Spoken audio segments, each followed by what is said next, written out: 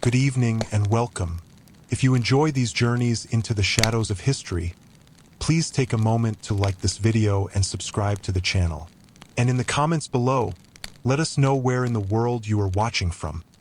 It is always fascinating to read. The early morning light of ancient Rome spilled across streets still damp from the night's dew, glistening on polished stones worn smooth by countless footsteps. The city, vast and complex, stirred with a kind of restrained vitality, an empire's heart beginning its daily pulse. The distant hum of voices mingled with the braying of donkeys and the rattle of cart wheels, their iron rims striking sparks against uneven paving. From the high terraces of patrician villas, thin threads of cooking smoke rose, carrying the smell of baking bread mixed with the sharper tang of burning olive oil. Beyond the bustling marketplaces and the great marble facades, the city had other rhythms. They were slower, heavier, and carried the weight of law and consequence. Somewhere in the shadowed quarters near the Praetorian barracks, heavy wooden beams were being hoisted into place, their surfaces scarred by repeated use. Workmen with sun-browned arms and blank expressions moved in deliberate unison, building a stage not for performance, but for justice, or what passed for justice under imperial rule. The Roman conception of punishment was not merely to correct or contain. It was to display, to imprint fear into the minds of thousands. Every citizen, freedman, or slave who passed by such preparations would be reminded that Rome's law was absolute, and its reach extended to every corner of its domains. In this city, crime was not met in silence. It was met with spectacle. This morning's preparations belonged to a sentence that had been whispered about for weeks. The condemned's name was not openly spoken in the forum, but carried quietly through taverns and bathhouses, from the lips of moneylenders to the ears of street vendors. The punishment itself was not rare in the annals of Roman justice, but it was one reserved for crimes so severe that the method became a warning carved into memory. As the sun climbed, the architecture of the city seemed to divide into two faces. On one side, the grandeur of Rome presented itself, the white marble steps of temples, the ornate bronze doors, the gleaming armor of guards at their posts. On the other, the narrow alleyways lay in deep shadow, their air thick with the smell of damp stone, rotting vegetables, and the faint trace of human fear. The stones here were not polished by ceremonial processions but worn by hurried, uneven steps, the paths taken by those who had reason to avoid open spaces. The punishment ground was being prepared in an open square adjacent to the Tullianum, Rome's most infamous prison. The Tullianum itself was a grim cylinder of stone, its walls perpetually cold and slick, the air within stale and heavy. Prisoners held there rarely saw daylight, and when they emerged, it was often only to face the final chapter of their lives. The square beside it was enclosed on three sides by looming structures, their shadows lengthening as the sun moved. Here, the scent of iron was in the air, mingled with the faint smell of pitch from torches still unlit. In the center, a wooden scaffold rose, its beams rough to the touch, the grain darkened by years of blood and weather. It stood not high like a stage for drama, but firm and functional, its purpose stripped of any pretense. Around it, wooden benches had been set for officials and select citizens, the privileged who would watch justice unfold from comfort. Their seats a reminder that in Rome, even the act of observing punishment could be a mark of status. Rome's punishments were diverse in method and intent. Flogging could be swift, yet leave lasting scars. Crucifixion was slow and deliberate, a public dismantling of the body meant to stretch over hours, sometimes days. Others, like the Poena Cullei, carried a macabre creativity. The condemned sewn into a sack alongside animals, then cast into the water. Each carried its own message, a story told in agony and finality. This day, whispers suggested a crucifixion. It was a punishment reserved largely for slaves, rebels, and those who had transgressed in ways that threatened not merely law, but the order Rome held above all else. The condemned was to be brought out at midday, paraded before the crowd so that the lesson would be as visible as the punishment itself.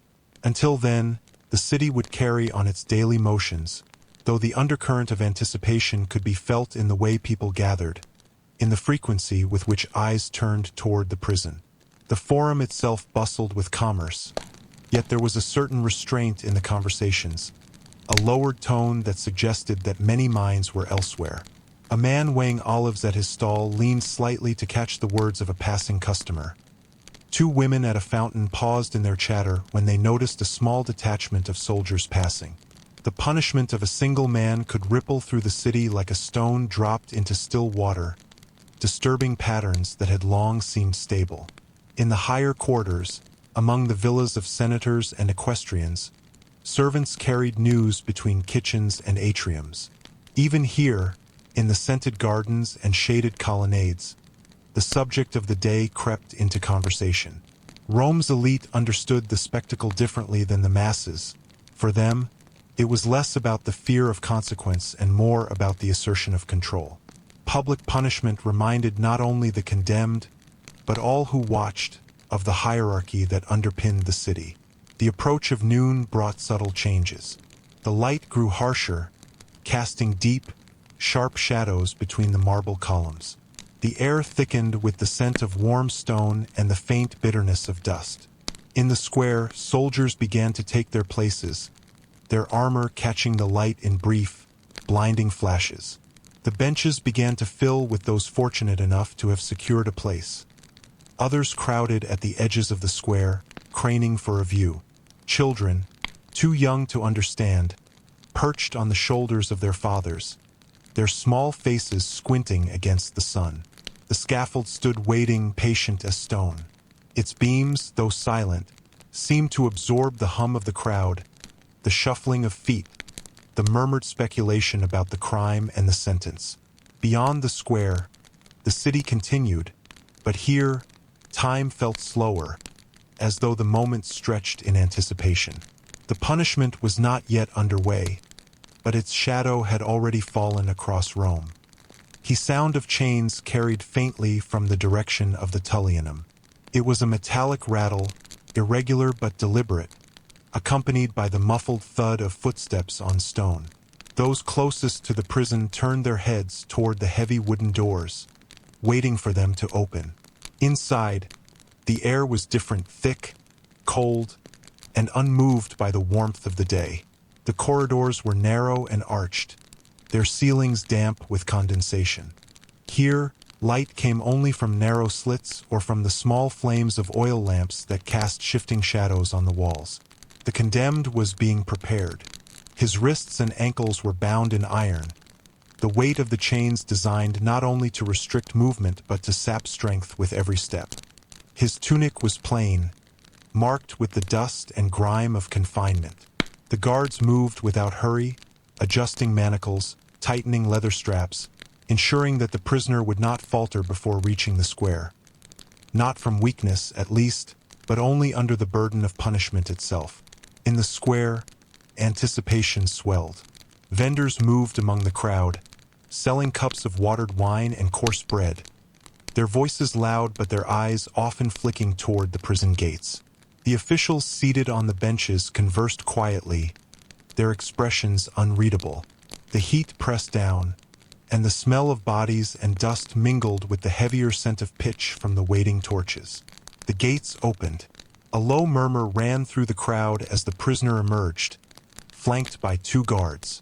His gait was slow, each movement constrained by the chains. The sunlight struck his face, and for a moment he blinked as though unused to its brightness. His eyes moved across the crowd, though without recognition, his gaze unfocused, as though already half removed from the scene around him. They led him to the base of the scaffold.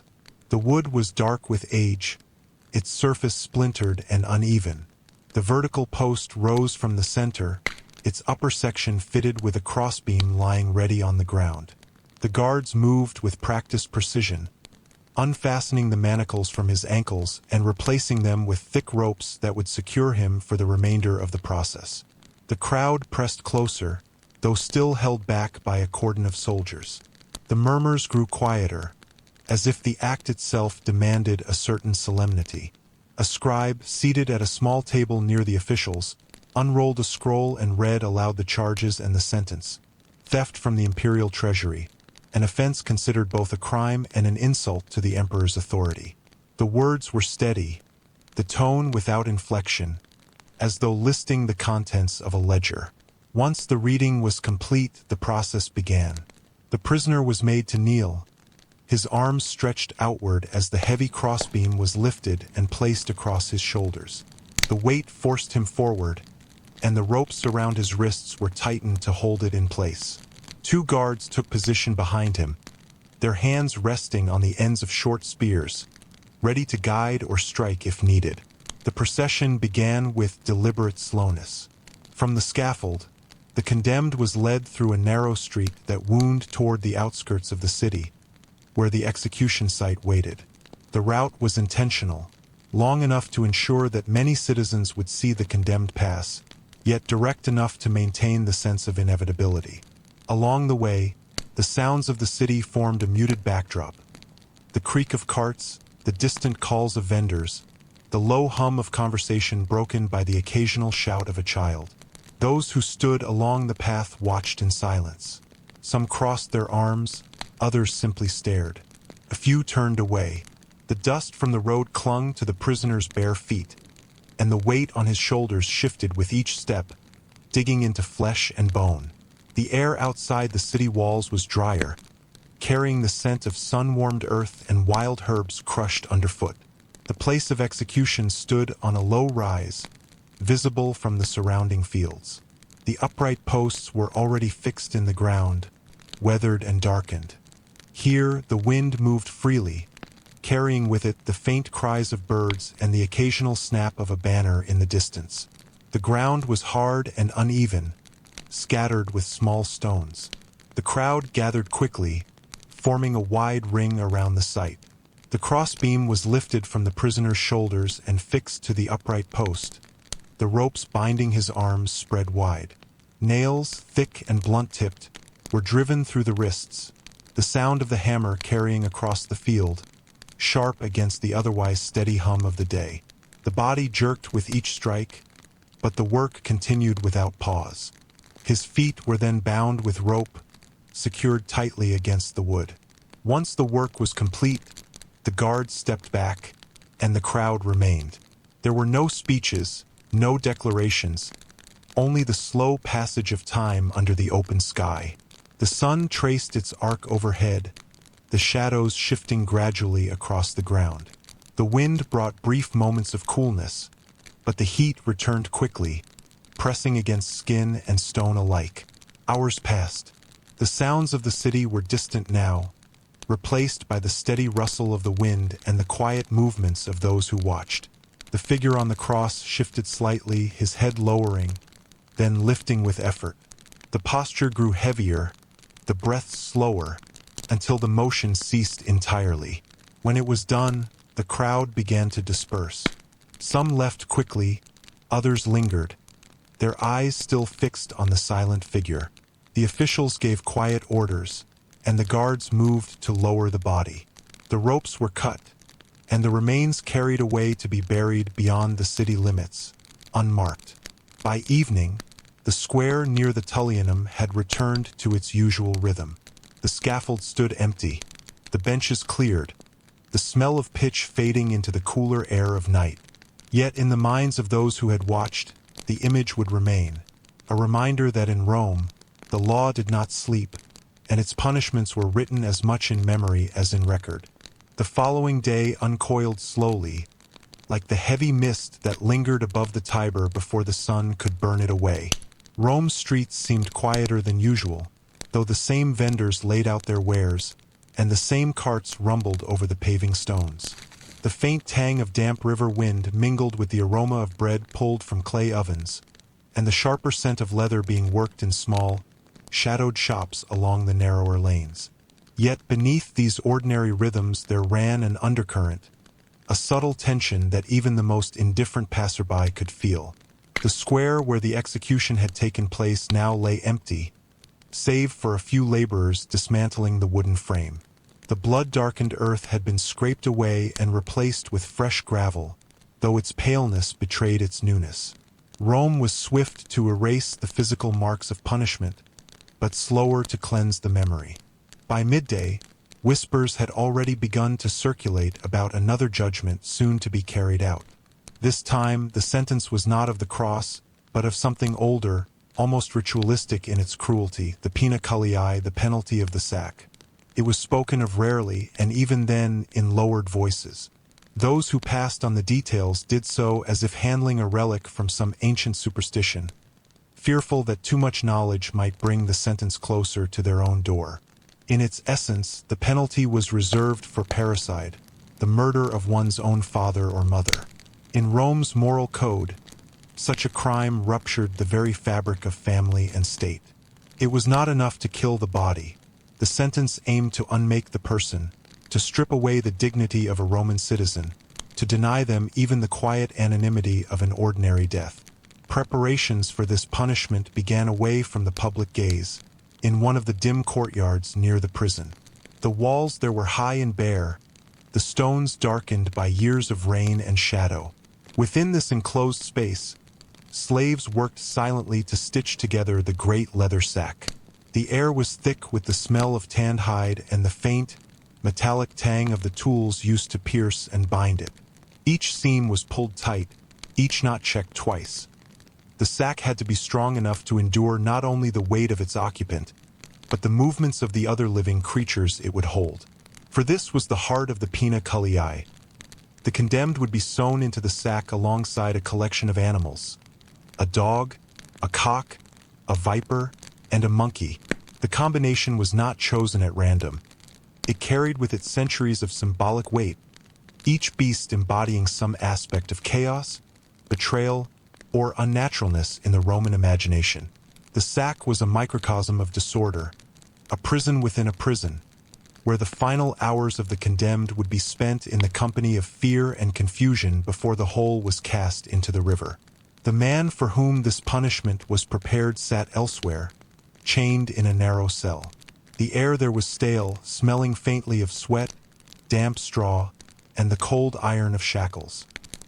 His face was pale from the absence of sunlight, but his eyes were restless, moving between the barred window and the floor, as if searching for some fixed point to steady himself against. The charge against him had not been read in the open forum, but those who knew the law could guess well enough. No other crime carried this sentence. By late afternoon, the animals were brought in. They came from different corners of the city: the dog from a military kennel near the walls, the cock from the market, the monkey from a merchant's ship that had come from far across the sea, the viper from a wicker basket carried by a snake handler who did not linger. They were kept apart for the moment, each in its own crude cage or tether, their noises and movements filling the courtyard with an uneasy energy. The dog paced, nails clicking against the stones. The cock shifted restlessly, feathers twitching. The monkey clung to the bars, its dark eyes darting. The viper coiled upon itself, silent but alive with potential. When the hour came, the condemned was led into the courtyard. His ankles were bound, his hands tied behind his back. There were no speeches, no formal proclamations here. The ceremony, if it could be called that, was in the preparation itself. Two men held the sack open, its leather dark and supple, while others guided the animals inside, one after the other. The dog snarled at the sudden confinement. The cock fluttered and squawked. The monkey's high-pitched cry echoed briefly. The viper slid across the floor of the sack, its scales whispering against the hide. Finally, the prisoner was lifted and placed within. The sack closed above him, the drawstring pulled tight, the seam stitched quickly with coarse cord. The sounds from within grew confused. Muffled cries, the scrape of nails, the rustle of wings. Without pause, the sack was hoisted onto a cart and taken through a side street toward the river. There was no procession, no audience. Only the few who walked that way by chance, pausing briefly to watch before turning aside. At the riverbank, the water moved slow and dark under the weight of the late day. The sack was rolled from the cart into the shallows, where it settled heavily for a moment before the current began to take it. It turned once, twice, then drifted toward the center, its shape softening as the leather soaked through. Soon it was carried downstream, vanishing beneath the shadow of a low bridge. In the silence that followed, the men who had carried out the task stood for a moment, their hands resting at their sides. Then, one by one, they turned back toward the city. The river resumed its quiet work, carrying silt and secrets alike toward the sea. Rome did not mark the passing of such a man with ceremony. By the next morning, the marketplace would be busy again, and the sack would be only a memory, drifting somewhere in the darker corners of the city's mind. Yet the knowledge of it remained, like a faint stain beneath a layer of fresh paint, unseen by most, but never entirely gone. Night settled over the city not as a sudden blanket, but as a slow seep of shadow into every corner. The lamps along the wider streets flickered into life one by one, their small flames bending in the faint breeze that drifted from the river. The day's heat had faded, leaving the air cool enough to carry the distant murmur of voices, the occasional rattle of a cart, and the soft slap of sandals on stone. In the forum, most stalls had closed, but a few lingered, offering roasted nuts, spiced wine, or skewers of meat to those still abroad. The smell of smoke and char clung to the air, mixing with the damp earthiness that rose from the ground after nightfall. Above, the stars began to prick through the fading blue, though the moon remained hidden behind a slow-moving veil of cloud. For those who served the city's justice, the night was not a time of rest. Punishments could be carried out under darkness just as easily as in the day, sometimes more easily, for the absence of a crowd made the work simpler. Tonight, a different sentence was to be enacted, one that lacked the symbolic menagerie of the Poena Cullei, but compensated with raw, deliberate pain. Scourging followed by damnatio ad bestias, the condemnation to the beasts. The condemned man had been held for 3 days, during which he neither spoke nor ate more than a few mouthfuls. He was tall, though the chains at his wrists had bowed his shoulders forward. His hair was matted, his tunic hung loose. The guards who came for him said nothing as they unshackled him from the wall, only replacing one set of bonds with another, this time fastening his arms in front so they could drag him more easily. He was taken to a low, torchlit chamber beneath the amphitheater. The air there was warm and heavy with the smell of animals, a mix of damp straw, musk, and something sharper, almost coppery, that lingered at the edge of perception. Behind a set of iron-barred gates, shadows moved, the slow, deliberate pacing of a lion, the restless flick of a hyena's head, the twitch of tails and the occasional huff of breath. The beasts were not fed that day by design. Hunger sharpened their purpose. Before the man was brought to them, the scourging began. 2 executioners, bare to the waist, took position on either side. The whip they used was not a simple strip of leather but the flagrum, its ends weighted with small pieces of bone and lead. Each strike tore not only at the skin but at the flesh beneath, leaving ragged welts that oozed darkly in the shifting light. The sound was unlike any other, a flat, heavy crack, followed by the hiss of drawn breath and the muffled grunt of pain. There was no count kept. The scourging continued until the man could no longer stand without support, and even then a few more lashes fell, as if to mark the end with finality. When they were done, he was dragged forward, his feet leaving thin streaks of red across the packed earth. The iron gate was open just wide enough, and he was thrust inside. The first moments were strangely quiet. The animals did not rush him at once. They circled, their movements cautious, as if measuring the weakness of their prey. The lion's eyes caught the torchlight, glowing amber for an instant before it padded closer. The hyena moved to the side, its gait uneven but purposeful, its nose twitching at the scent of blood. Somewhere in the darkness behind them, something else shifted, a shadow breaking from the wall. When the attack came, it was sudden. The lion lunged, its weight slamming the man to the ground. Claws pinned him, teeth sought the neck. The hyena darted in, snapping at his legs. The noise erupted all at once. The deep, rolling growl, the high, keening laugh, the hoarse cry of the man beneath them. Torches swayed as the guards shifted, some looking on impassively, others with the faintest shadow of unease in their eyes. It did not last long. The beasts were efficient, their hunger focused. When they were done, what remained was dragged away to be disposed of outside the city walls, in ground set aside for such ends. The earth there was dry and stony, unfit for crops, a place where the unwanted things of Rome were left to sink into the soil and vanish. By dawn, the amphitheater floor had been raked smooth, the blood washed into the drains that ran beneath the structure.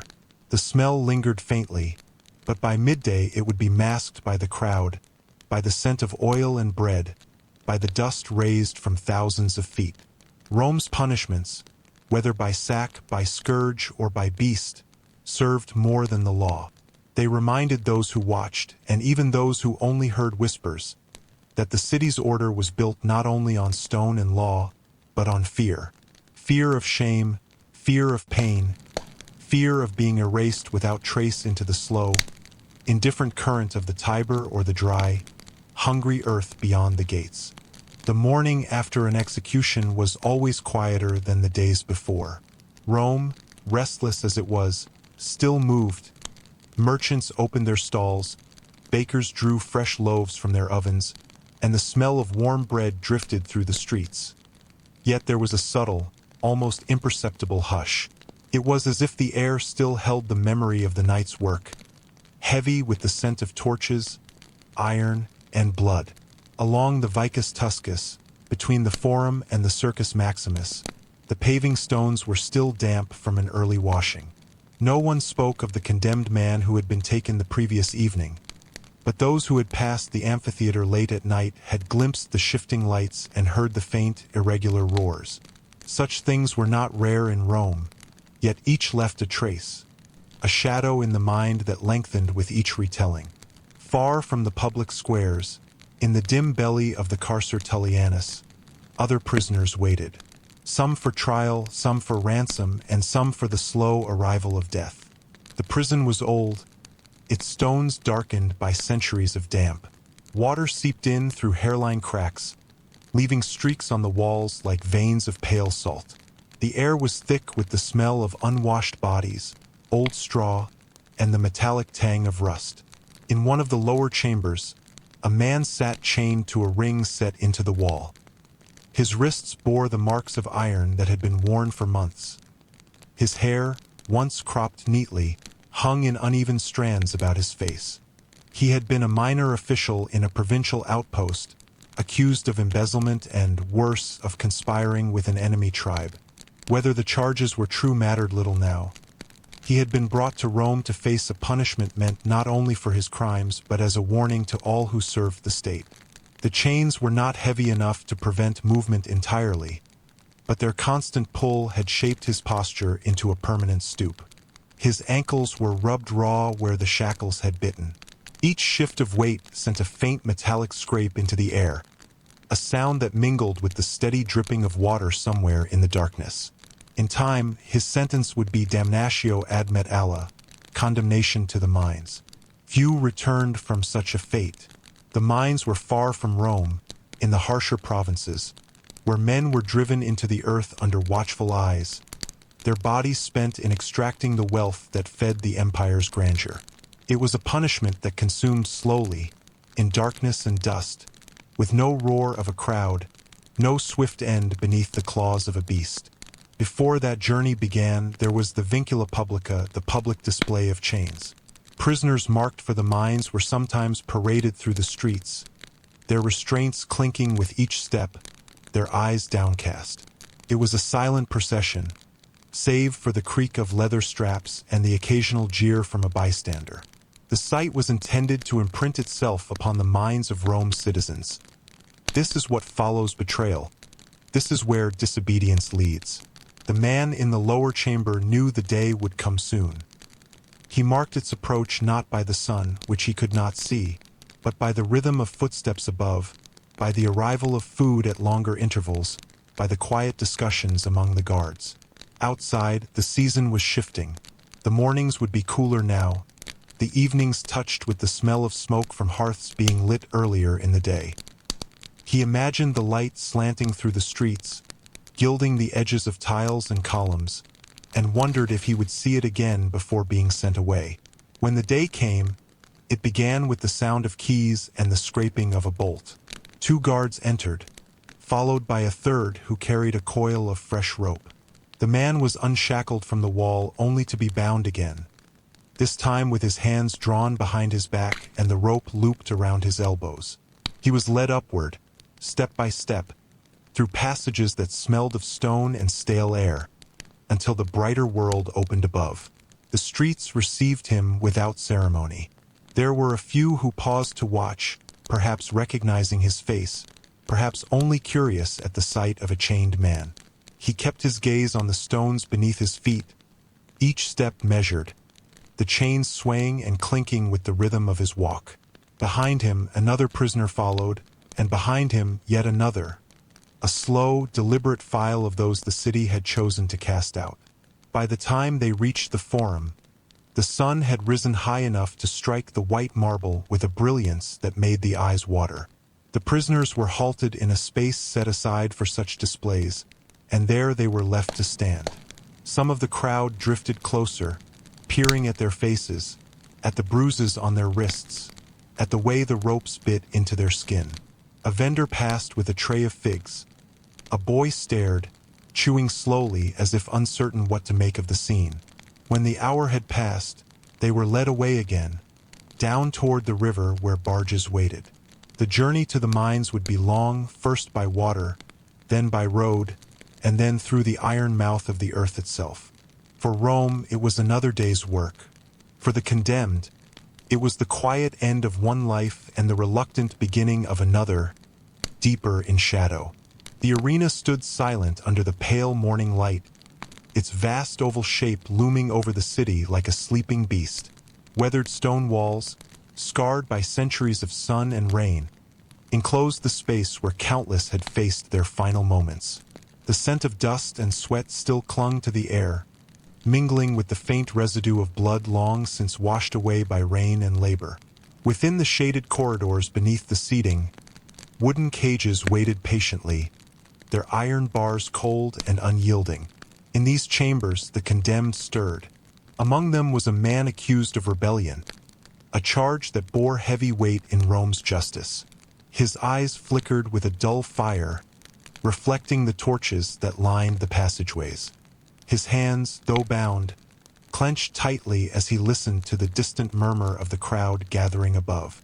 Outside, the city's pulse quickened with anticipation, as merchants hurried to close stalls and citizens took their seats to witness the day's grim spectacle. The law of Rome was absolute. Those who defied it would pay in flesh and blood. For some, death came swift by blade or poison. For others, the beasts would decide. The practice of damnatio ad bestias, condemnation to the beasts, was reserved for the most heinous criminals, a sentence both spectacle and warning. The condemned were led to the arena floor, where lions, bears, and other ferocious creatures awaited, starved and restless. The crowd's roar rose and fell like waves, a tide of voices eager to witness justice in its rawest form. As the gates opened, the prisoner stepped forth, the weight of chains dragging behind him, his breath shallow but steady. The animals were released in turn, their heavy paws thudding against the sand, eyes glinting with hunger. The dance between man and beast began, a primal contest stripped of pretense. Though fate was swift for some, others endured longer, their struggle etched into the minds of the spectators. The amphitheater bore witness to tales of pain, courage, and inevitable surrender. Yet beyond the spectacle lay a deeper truth. The punishment was as much about fear as retribution, a tool to bind the populace through terror and control. As the sun dipped low, casting long shadows across the arena, the remnants of the day's judgments were gathered and removed with quiet efficiency. The sands would be raked once more, erasing the traces of violence until the next performance of law and death. Rome's streets would soon pulse again with life, but the memory of the arena's dark hours would linger in the collective mind like a silent, unyielding shadow. The outskirts of Rome stretched outward, where the city's stone gave way to rough earth and tangled brush. Here, beyond the gaze of magistrates and the crowd's roar, lay the spaces reserved for those cast out not by death, but by silence and absence. Exile was a punishment of shadows, a life severed from the heart of the empire, condemned to wander lands that echoed with loneliness and longing. The air here was cooler, carrying the scent of wild herbs and dry grasses, mingled with the faint, dusty breath of roads less traveled. The sky opened wide, revealing a vastness unfamiliar to those accustomed to the city's tight stone walls and crowded forums. The wind whispered through the scattered trees, carrying with it the distant call of birds and the rustle of small creatures hidden in the undergrowth. A solitary figure moved slowly along a rough path, his cloak drawn tight against the chill. His steps were deliberate, marked by the steady rhythm of a man who had resigned himself to the endless march. His face bore the wear of time and hardship, lines etched deep by worry and regret, eyes shadowed by memories he could no longer escape. He was once a man of some standing, a senator accused of treason against the emperor. His fall had been swift, and the sentence clear: exile beyond the city, stripped of name and rights. No grand ceremony marked his banishment, only the cold hand of the law and the quiet turning of a page. In exile there were no chains, no crowds, no blood, but there was a weight far heavier, the silence of being forgotten, the slow fading of presence into the vast, indifferent world. Days passed with a dull sameness, marked only by the shifting light and the whisper of the wind. Nights stretched long and cold, filled with dreams of a life now unreachable. Yet even in this solitude, the laws of Rome reached outward, binding the exiled with invisible chains. They were barred from return, watched by distant eyes, their names struck from the ledgers of the living. To be forgotten was to die in all but flesh, and the exile knew this better than most. As the sun set beyond the hills, casting a final golden glow over the rugged landscape, the man paused to gaze back toward the distant city lights, faint and flickering. Behind him lay the home he had lost. Ahead stretched a future woven from shadow and quiet. The End Part 6. Night draped its velvet cloak over Rome, softening the sharp edges of the city's stone and muffling the last murmurs of day. The stars, pale and distant, scattered across the heavens, casting faint light over rooftops and narrow alleys. The air was cool but heavy with the sense of wood smoke and earth, a lingering breath from the gardens and fields beyond the city walls. Within the shadowed confines of the Tullianum, the ancient prison beneath the Capitol, the silence was thick and deep. Here, prisoners awaited their fates in chambers carved from cold stone, their breaths slow and measured in the dark. The faintest sound, the scrape of chains, the drip of water, became a symphony of dread and patience. Among those held was a man accused of theft from the temple, a crime deemed sacrilegious and unforgivable by Roman law. His eyes, dull and sunken, reflected flickering torchlight as he sat against the wall, the rough stone biting into his back. His hands were raw from iron cuffs, and his legs cramped from prolonged confinement. Beyond these walls, the city continued its restless rhythm, unaware or unwilling to acknowledge the fate of those hidden beneath its foundations. The judgment passed was not only punishment but also a display of power, a reminder of the emperor's will and the unyielding reach of Roman law. The man's sentence was exile to the mines, like many before him, but the path to such a fate was paved with ritual and ceremony. He would first endure the public shaming of the vincula publica, chains displayed for all to see. The crowd's eyes, sharp and merciless, would weigh his guilt heavier than any sentence passed by judges. When dawn approached, the procession began. Chained and shackled, the condemned was led through the city streets.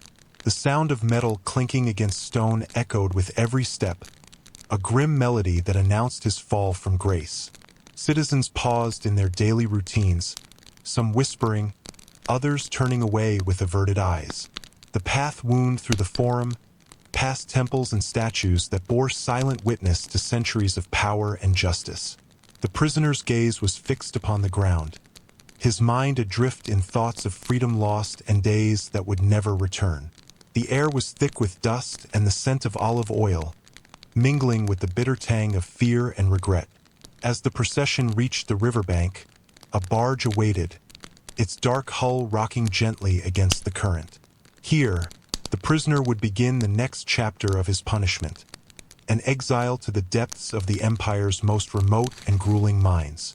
The journey was long and arduous, marked by uncertainty and the ever-present threat of death. In the stillness before departure, the man cast one final glance back toward the city's glowing heart, a place of memory, loss, and irrevocable change. The river's steady murmur seemed to echo the quiet weight of chains, carrying him away from all he had known into shadow and silence. The world below Rome was a kingdom of darkness and stone, far removed from the marble temples and bustling forums above. Here, in the winding veins of the mines, the condemned toiled beneath the earth's heavy weight, swallowed by the cold and silence.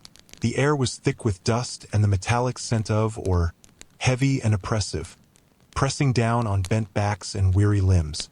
The shafts descended sharply, narrow and jagged, forcing men to crouch or crawl as they moved deeper into the subterranean maze.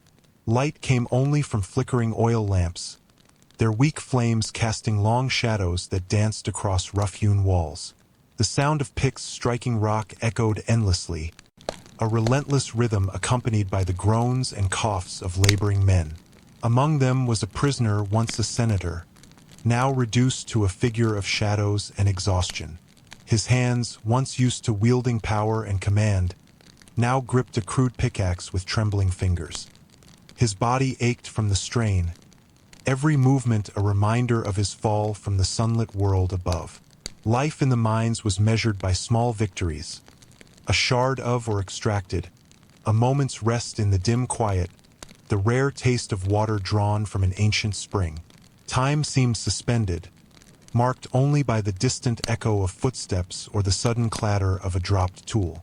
Yet even here, the reach of Rome's justice remained. Guards patrolled the tunnels, their eyes sharp for signs of weakness or rebellion. The prisoner's thoughts drifted to the city, to the sun and sky and voices now so far removed. Memories of marble columns and flowing togas seemed like dreams, fragile and distant. The weight of chains, once physical, had become a deeper burden. The chains of regret, despair, and fading hope. Days blurred into nights, and nights into days, the passage of time marked only by the slow erosion of strength and spirit. Yet amid the darkness, a flicker of resilience endured, the stubborn will to survive, to endure the crushing depths, and perhaps, one day, to emerge again into light. The air above Rome stirred with the slow approach of evening, the sky shifting from pale blue to hues of amber and crimson. Shadows lengthened along the streets, softening the edges of stone and tile. Lamps were lit one by one, their flickering flames casting warm pools of light that battled the gathering darkness. The city's pulse slowed, and an uneasy stillness settled over its restless heart. Beneath this surface, however, the machinery of law and punishment never ceased. In a secluded courtyard near the city's edge, preparations were underway for a sentence older than many remembered: crucifixion. It was a fate both public and deeply personal, a punishment designed to stretch the body and the spirit to their breaking points. The condemned man, accused of sedition, awaited his fate with a quiet resignation.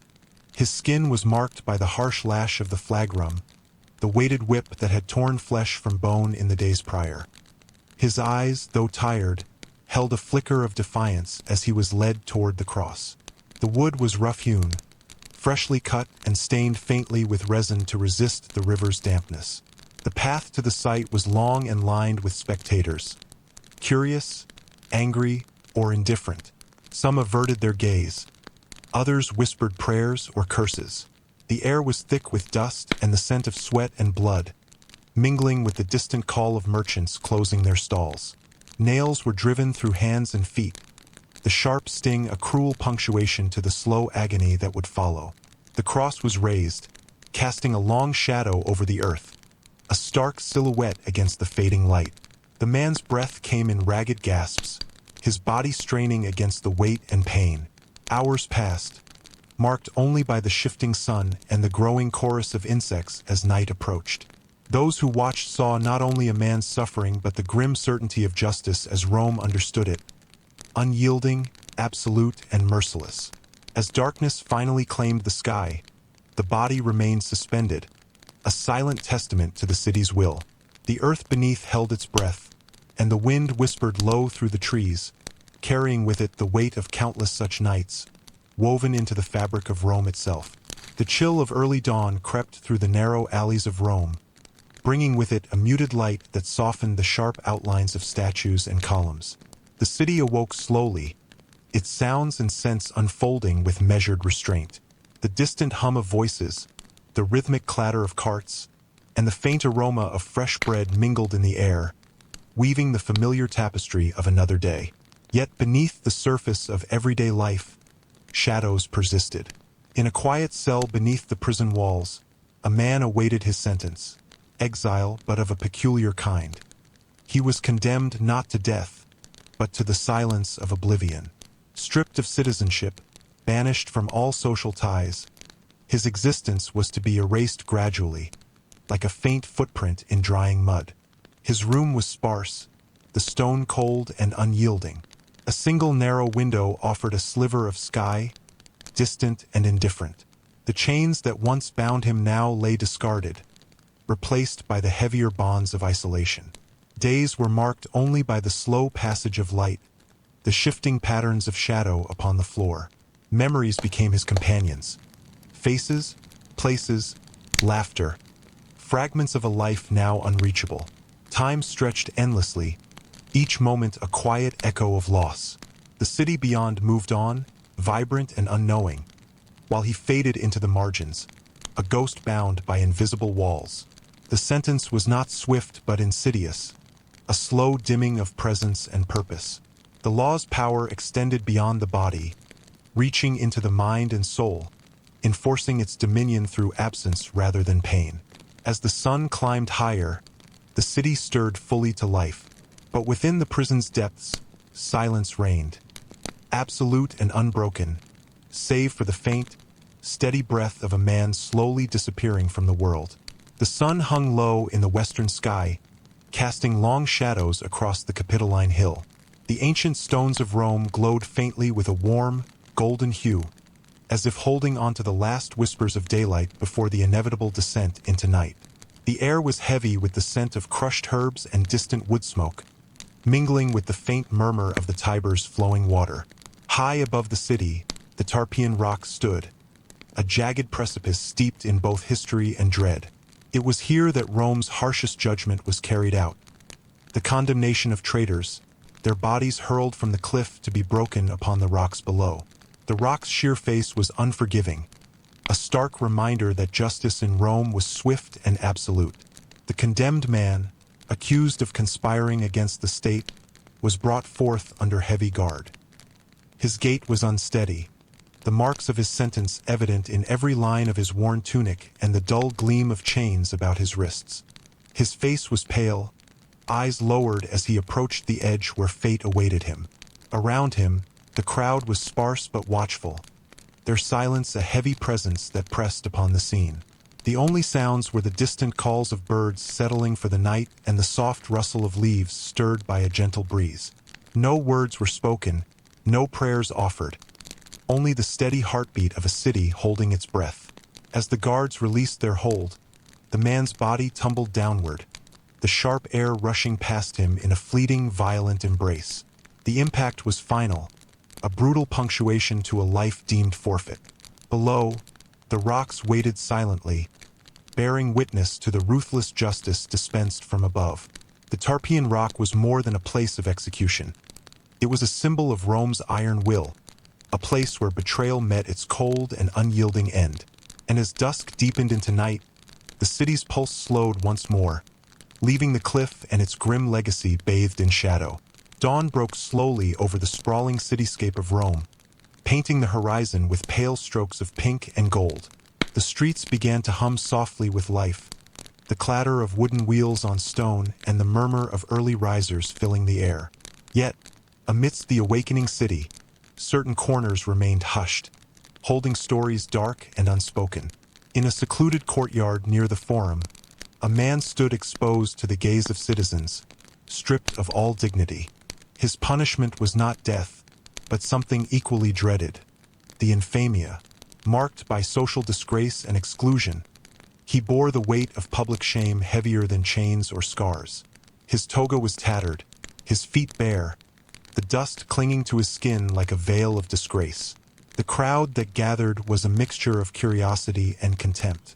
Faces blurred into a single, shifting mass of judgment, their whispers carried by the cool morning breeze. Children stared wide-eyed, while elders shook their heads in solemn approval of the law's relentless hand.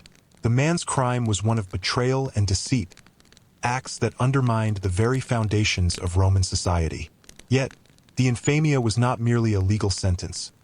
It was a social death, a stripping away of honor and identity that isolated the condemned in life's bustling currents. He was barred from public office, denied legal rights, and shunned by former friends and family. Each day became a struggle against the suffocating weight of invisibility, a slow erosion of self beneath the city's indifferent gaze. As the sun climbed higher, the courtyard emptied, leaving the man alone with his burden. The shadows lengthened, and the city's noise returned, but for him, the silence was absolute, a persistent echo of disgrace that would follow him beyond the borders of Rome itself. The sun had long set beyond the distant hills, leaving Rome swathed in the cool embrace of night. Lanterns flickered behind shuttered windows, their trembling light casting dancing shadows onto cobblestones slick with evening dew.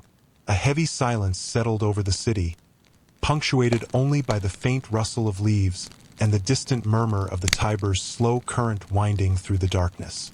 Beneath the restless city, in the damp depths of the Mamertine prison, time seemed to hold no meaning.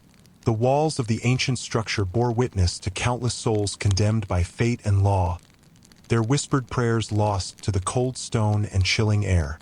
Here, the weight of chains was more than physical. It was a burden borne by spirits imprisoned not only in body but in memory and despair. Within a narrow cell carved from age-darkened rock, a prisoner sat motionless, his silhouette framed by the faint glow of a single torch.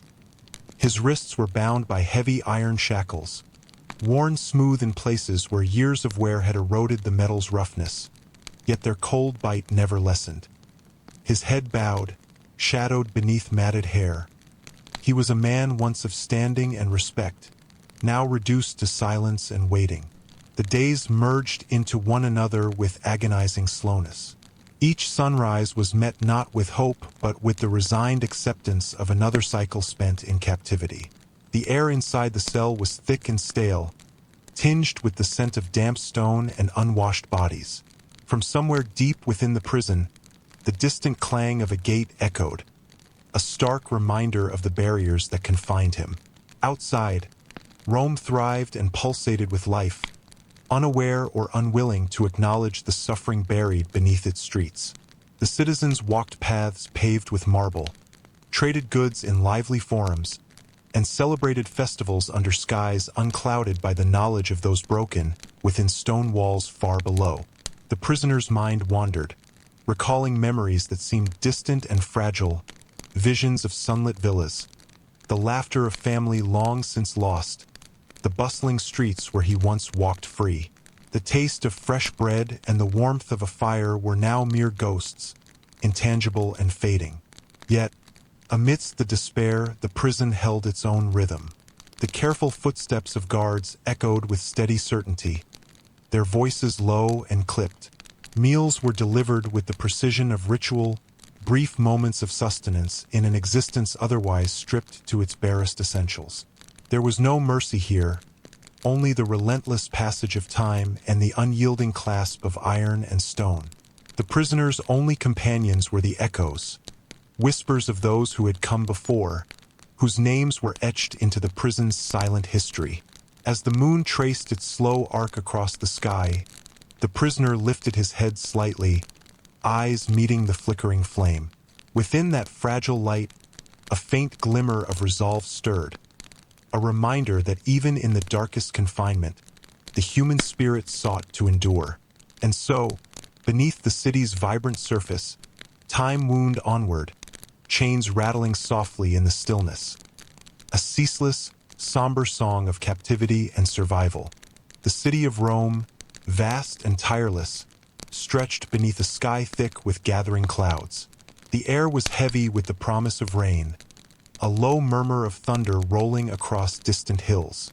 Streets slick with earlier storms gleamed faintly beneath flickering torches and oil lamps, casting pools of amber light amidst the creeping shadows.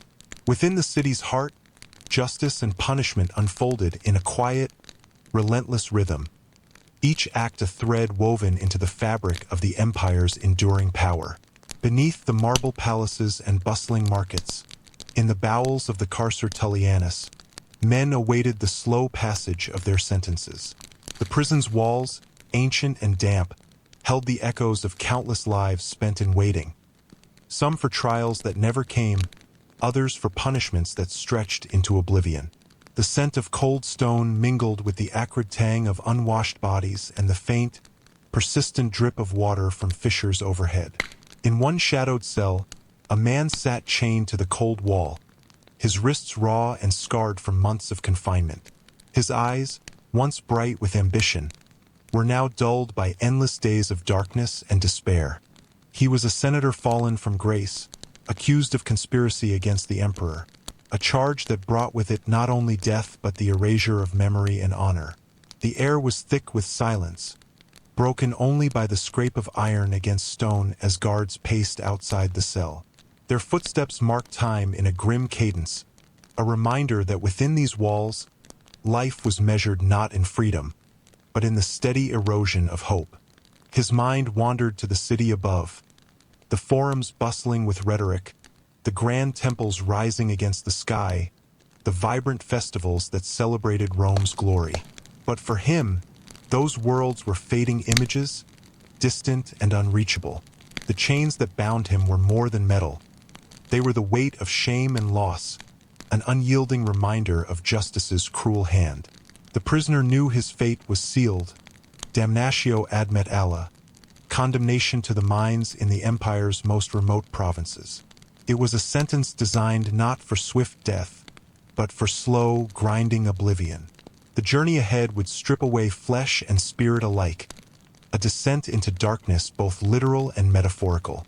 Yet even in this bleakest hour, the empire moved forward, its wheels turning with relentless certainty. The law demanded order, and punishment was its instrument. A language spoken not in words, but in chains, blood, and silence.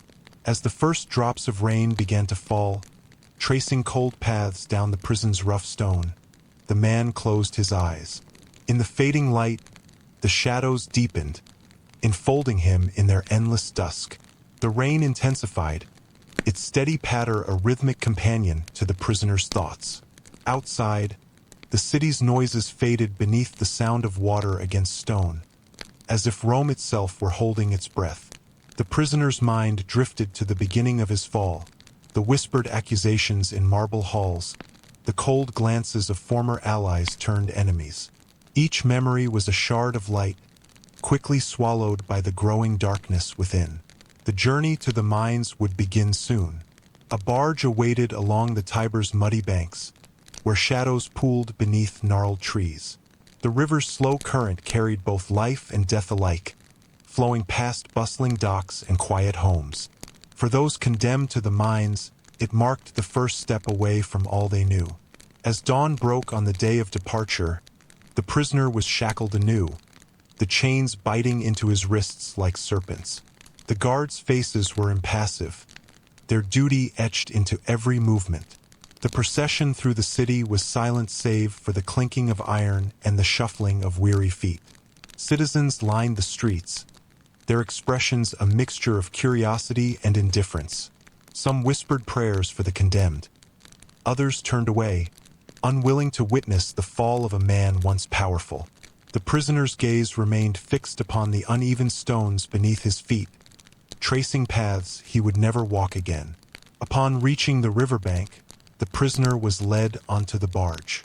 The vessel creaked under the weight of its cargo, oars dipping rhythmically into the water as it pushed away from the shore. The city receded, its gleaming spires fading into mist and memory. Days passed aboard the barge, the prisoner confined to a small, dark hold below deck. The scent of damp wood and the river's brine filled the air, mingling with the prisoner's own fear and resignation. Outside, the world was a blur of gray skies and churning water, endless and unforgiving. At last, the barge reached the port of a distant province, where rugged hills and dense forests marked the edge of the empire. The prisoner was transferred to a caravan bound for the mines, a slow march through harsh lands where the sun beat mercilessly and the nights grew cold and long. The mines themselves were a labyrinth beneath the earth, carved by the hands of countless prisoners before him.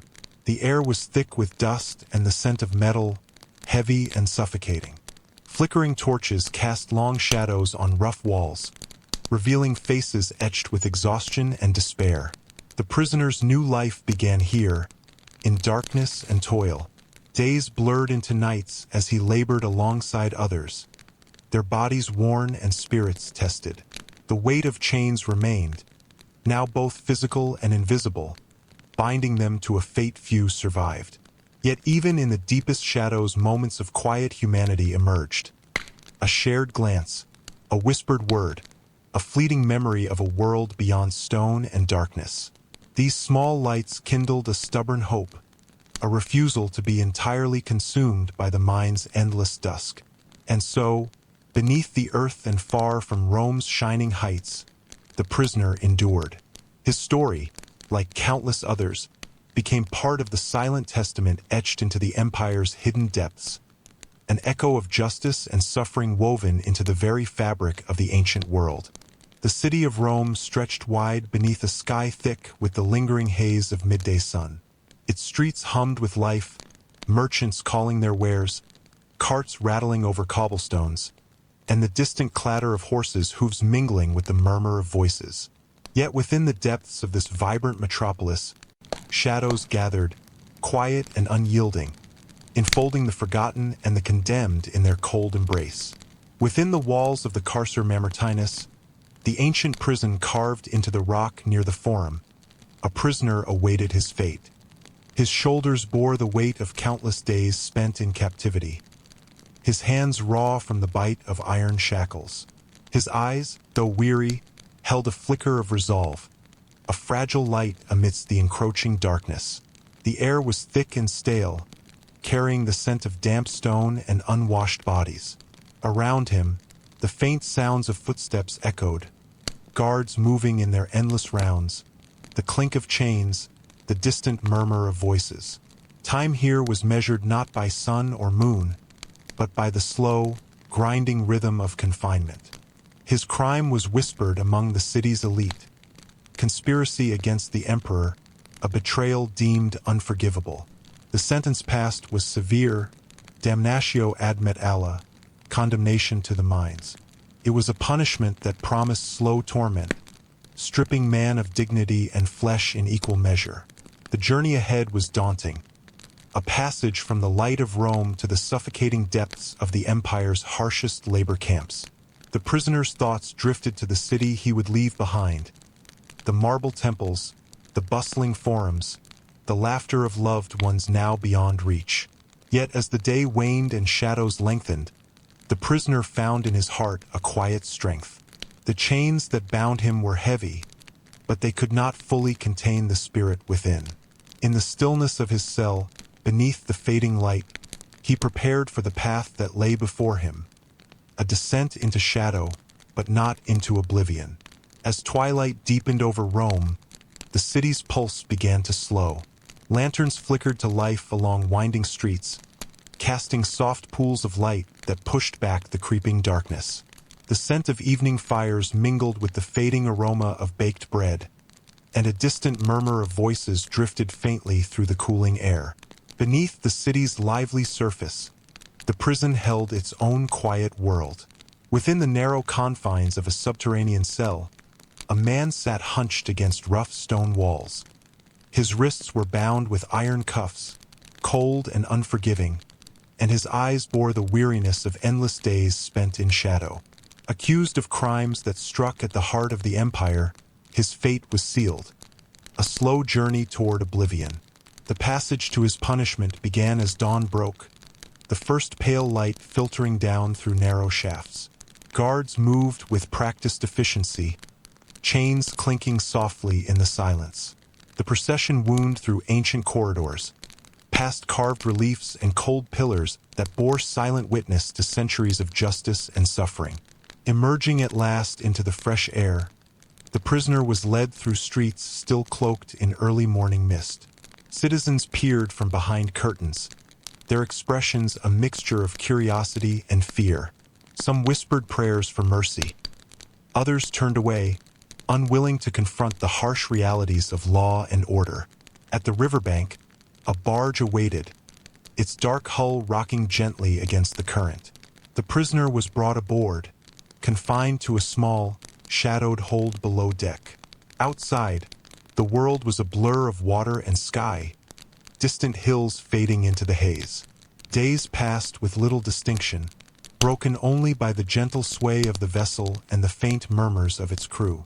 The prisoner's thoughts drifted between memory and despair, anchored by the knowledge that his journey was far from over. Finally, the barge reached a remote port on the empire's edge, where jagged mountains rose against the sky.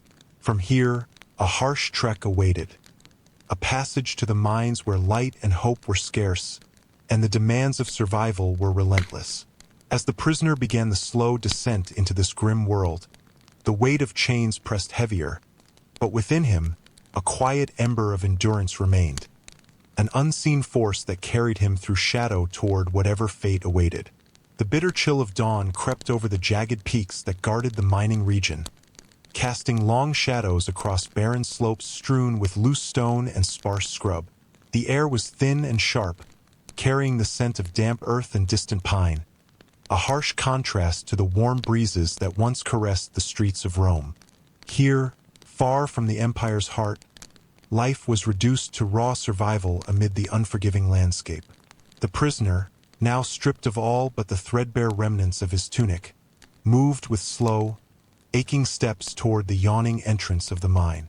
The gaping maw of darkness seemed to swallow the daylight whole, an abyss carved into the earth that promised only hardship and despair. The rough-hewn wooden supports groaned under the weight of the rock above, and the flicker of torches revealed faces etched with exhaustion and resignation. Each breath the prisoner drew was heavy with dust and the metallic tang of ore, thick in the stagnant air that clung like a shroud. His limbs trembled from hunger and fatigue, muscles stiff from the brutal journey and the relentless toil that awaited him. Around him, men labored in silence, their bodies bent and broken by the endless struggle to extract precious minerals that fueled the empire's might. The prisoner's world was one of shadows and silence, punctuated only by the harsh scrape of picks against stone and the occasional crack of falling rock. Their faces were gaunt, eyes hollow, reflecting the slow erosion of hope and humanity. Guards patrolled with watchful eyes, their presence a constant reminder of the fragile line between endurance and death. Amid this bleak existence, the prisoner grappled with memories of light and freedom, echoes of a life now irretrievably distant. Yet even in this desolation, a faint resilience stirred within him, a stubborn will to survive that defied the crushing weight of chains and fate. As days bled into weeks, the endless rhythm of labor wore on, shaping men into shadows of their former selves. The mine's depths were a silent prison, a tomb beneath the earth where time lost meaning and suffering became the only certainty. The gray dawn filtered weakly through a canopy of dense, dark clouds, casting a pall over the rugged landscape surrounding the mines. The cold bit into exposed skin, a relentless reminder of the harsh world beyond Rome's shining walls. The prisoner awoke in the cramped, damp quarters he shared with others, the air thick with the stench of sweat, dust, and despair. His body ached from the unending toil and restless nights, yet the mind wrestled most with the slow erosion of hope. Each day was a mirror of the last, grueling labor under watchful eyes, fleeting moments stolen in the gloom, and the ever-present knowledge that freedom was a distant memory, slipping further with each passing hour. The prison camp was a world unto itself, a microcosm of suffering where time and light were strangers. Torches cast flickering shadows that danced on rough walls, and the silence between labor was filled with the quiet murmurs of men broken but not entirely defeated. Their stories intertwined, woven into a tapestry of endurance beneath the earth. The prisoner often found solace in small, stolen moments, glimpses of the outside sky through cracks in the rock, the faint taste of rain on parched lips, or the whispered memories shared in the hush of night. These fragments were fragile, yet they held a flicker of resistance against the all-consuming darkness. Even as the body weakened, the mind clung to memories of past lives, the laughter of children, the warmth of sunlit courtyards, the rich aroma of distant markets. These recollections became a sanctuary, a refuge from the relentless weight of captivity and the unyielding passage of time. The guards' presence was constant but often mechanical, their harsh commands a backdrop to the grinding routine. Yet beneath the surface, even among those who enforced punishment, there lingered a recognition of shared humanity, a silent acknowledgement of suffering etched into every soul. As shadows lengthened and the cold deepened, the prisoner's spirit wavered but did not break. The dimming of hope was slow and subtle, like twilight fading into night, leaving behind a quiet resilience that endured beyond pain and loss. The heavy mantle of night enveloped the mining encampment, drawing a veil of shadows over the jagged earth and worn stone huts. The stars, distant and indifferent, blinked coldly from the ink-black sky, their faint light powerless against the overwhelming darkness that clung to the world below. The air was thick with a damp chill, seeping into bones weary from days spent toiling beneath the earth. Within the cramped quarters, the prisoner lay restless, his body a map of aches and bruises, his breath shallow and uneven.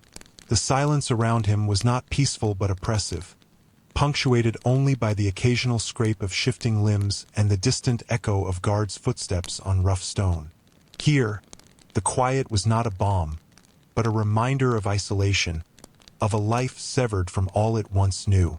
Memories rose unbidden, fragile and fleeting, faces of loved ones lost, the distant laughter of streets left behind, the golden light of a sun long unseen. Each recollection was a thread connecting him to a world that seemed as distant as the stars overhead, a tether to a past slipping slowly into oblivion. The prisoner's thoughts wandered to the cruel justice that had brought him here, to the slow unraveling of identity beneath the relentless weight of punishment. The chains that bound his wrists had long since left their marks, but it was the invisible chains of despair and forgetfulness that weighed heaviest. Outside, the mind's ceaseless groan echoed through the night, a deep and mournful sound that seemed to rise from the earth itself. It was a voice of sorrow and endurance, a testament to the countless souls lost to darkness, buried beneath stone and silence. As the night deepened, the prisoner closed his eyes, seeking respite in dreams that offered brief escape. Yet even in sleep, the shadows lingered, an unending reminder of the price paid for defiance, and the quiet endurance demanded by fate. The first light of dawn filtered faintly through the narrow crevices of the mine's entrance, casting pale beams onto the dust-laden air. Outside, the world slowly stirred, the distant call of birds mingling with the soft rustle of wind through ancient trees. Yet within the cavernous depths, time seemed suspended, caught in a web of shadows and silence. The prisoner stirred, his body worn and fragile, each breath a slow and measured effort. The relentless years beneath the earth had carved deep lines upon his face, and his eyes held the quiet resignation of one who had endured far beyond measure. Around him, the murmurs of fellow captives faded into stillness, the weight of shared suffering binding them in a solemn kinship. In these final hours, the man's mind drifted beyond the cold stone and iron bars, beyond the endless toil and fading hope. Memories surfaced, fragments of light and warmth, the fleeting embrace of freedom, and the enduring strength of a spirit that refused to be wholly broken. The mind's silence was broken only by the soft echo of footsteps approaching, the solemn steps of fate drawing near. Yet within that quiet moment, there lingered a profound stillness, a final echo of life's stubborn flame flickering against the encroaching dark. As the sun climbed higher, casting its golden glow upon the distant hills, the prisoner closed his eyes one last time. His story, woven into the fabric of Rome's vast and unforgiving history, became a silent testament to endurance, suffering, and the indomitable will to survive even the harshest of punishments. The cold silence of the mind stretched endlessly, swallowing all sound save the distant drip of water seeping through fractured rock. Deep within the earth, where no sunlight dared to tread, the prisoners labored under the weight of despair and exhaustion. The air was thick with dust, heavy and choking, clinging to sweat-soaked skin and raw lungs alike. Time lost meaning in this subterranean realm. Days and nights bled together into an indistinguishable grayness, marked only by the occasional flicker of torchlight and the harsh clang of metal striking stone. Faces became masks of shadow and weariness, bodies hunched and broken by endless toil. Among them was a man whose spirit, though battered, refused to yield. His eyes, dim but steady, bore witness to the cruel passage of time, each moment etched into memory like the grooves carved into the walls around him. The chains that bound his wrists were heavy, but heavier still was the silence that pressed upon his soul. Outside, the Empire's distant roar seemed a lifetime away, its triumphs and failures muffled by miles of earth and stone. Here, beneath the world's indifference, the prisoner endured the slow unraveling of self, his existence a quiet rebellion against oblivion. Yet even in this abyss, faint sparks of humanity persisted. A shared glance between weary companions, the whispered comfort of remembered voices, the stubborn pulse of hope that flickered in the darkest corners. These fragile threads wove a tapestry of resilience, binding the condemned to life itself. As the days wore on, the prisoner's resolve deepened, forged anew in the crucible of suffering. Though the world above had forgotten him, within the endless echoes beneath the earth, his story lived on, silent, enduring, eternal. The heavy cloak of night settled once again over the mining settlement, wrapping the crude huts and worn faces in a shroud of quiet despair.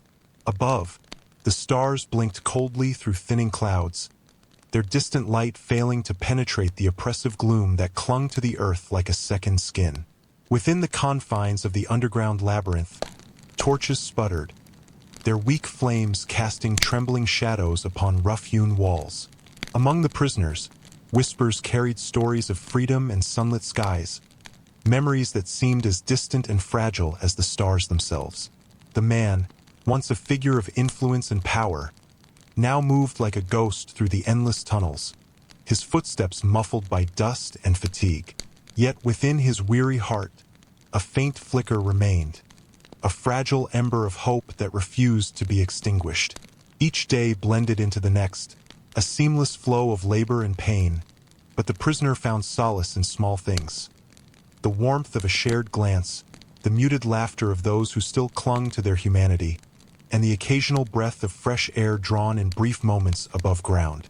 These fleeting instances became lifelines, delicate threads weaving resilience into his battered spirit.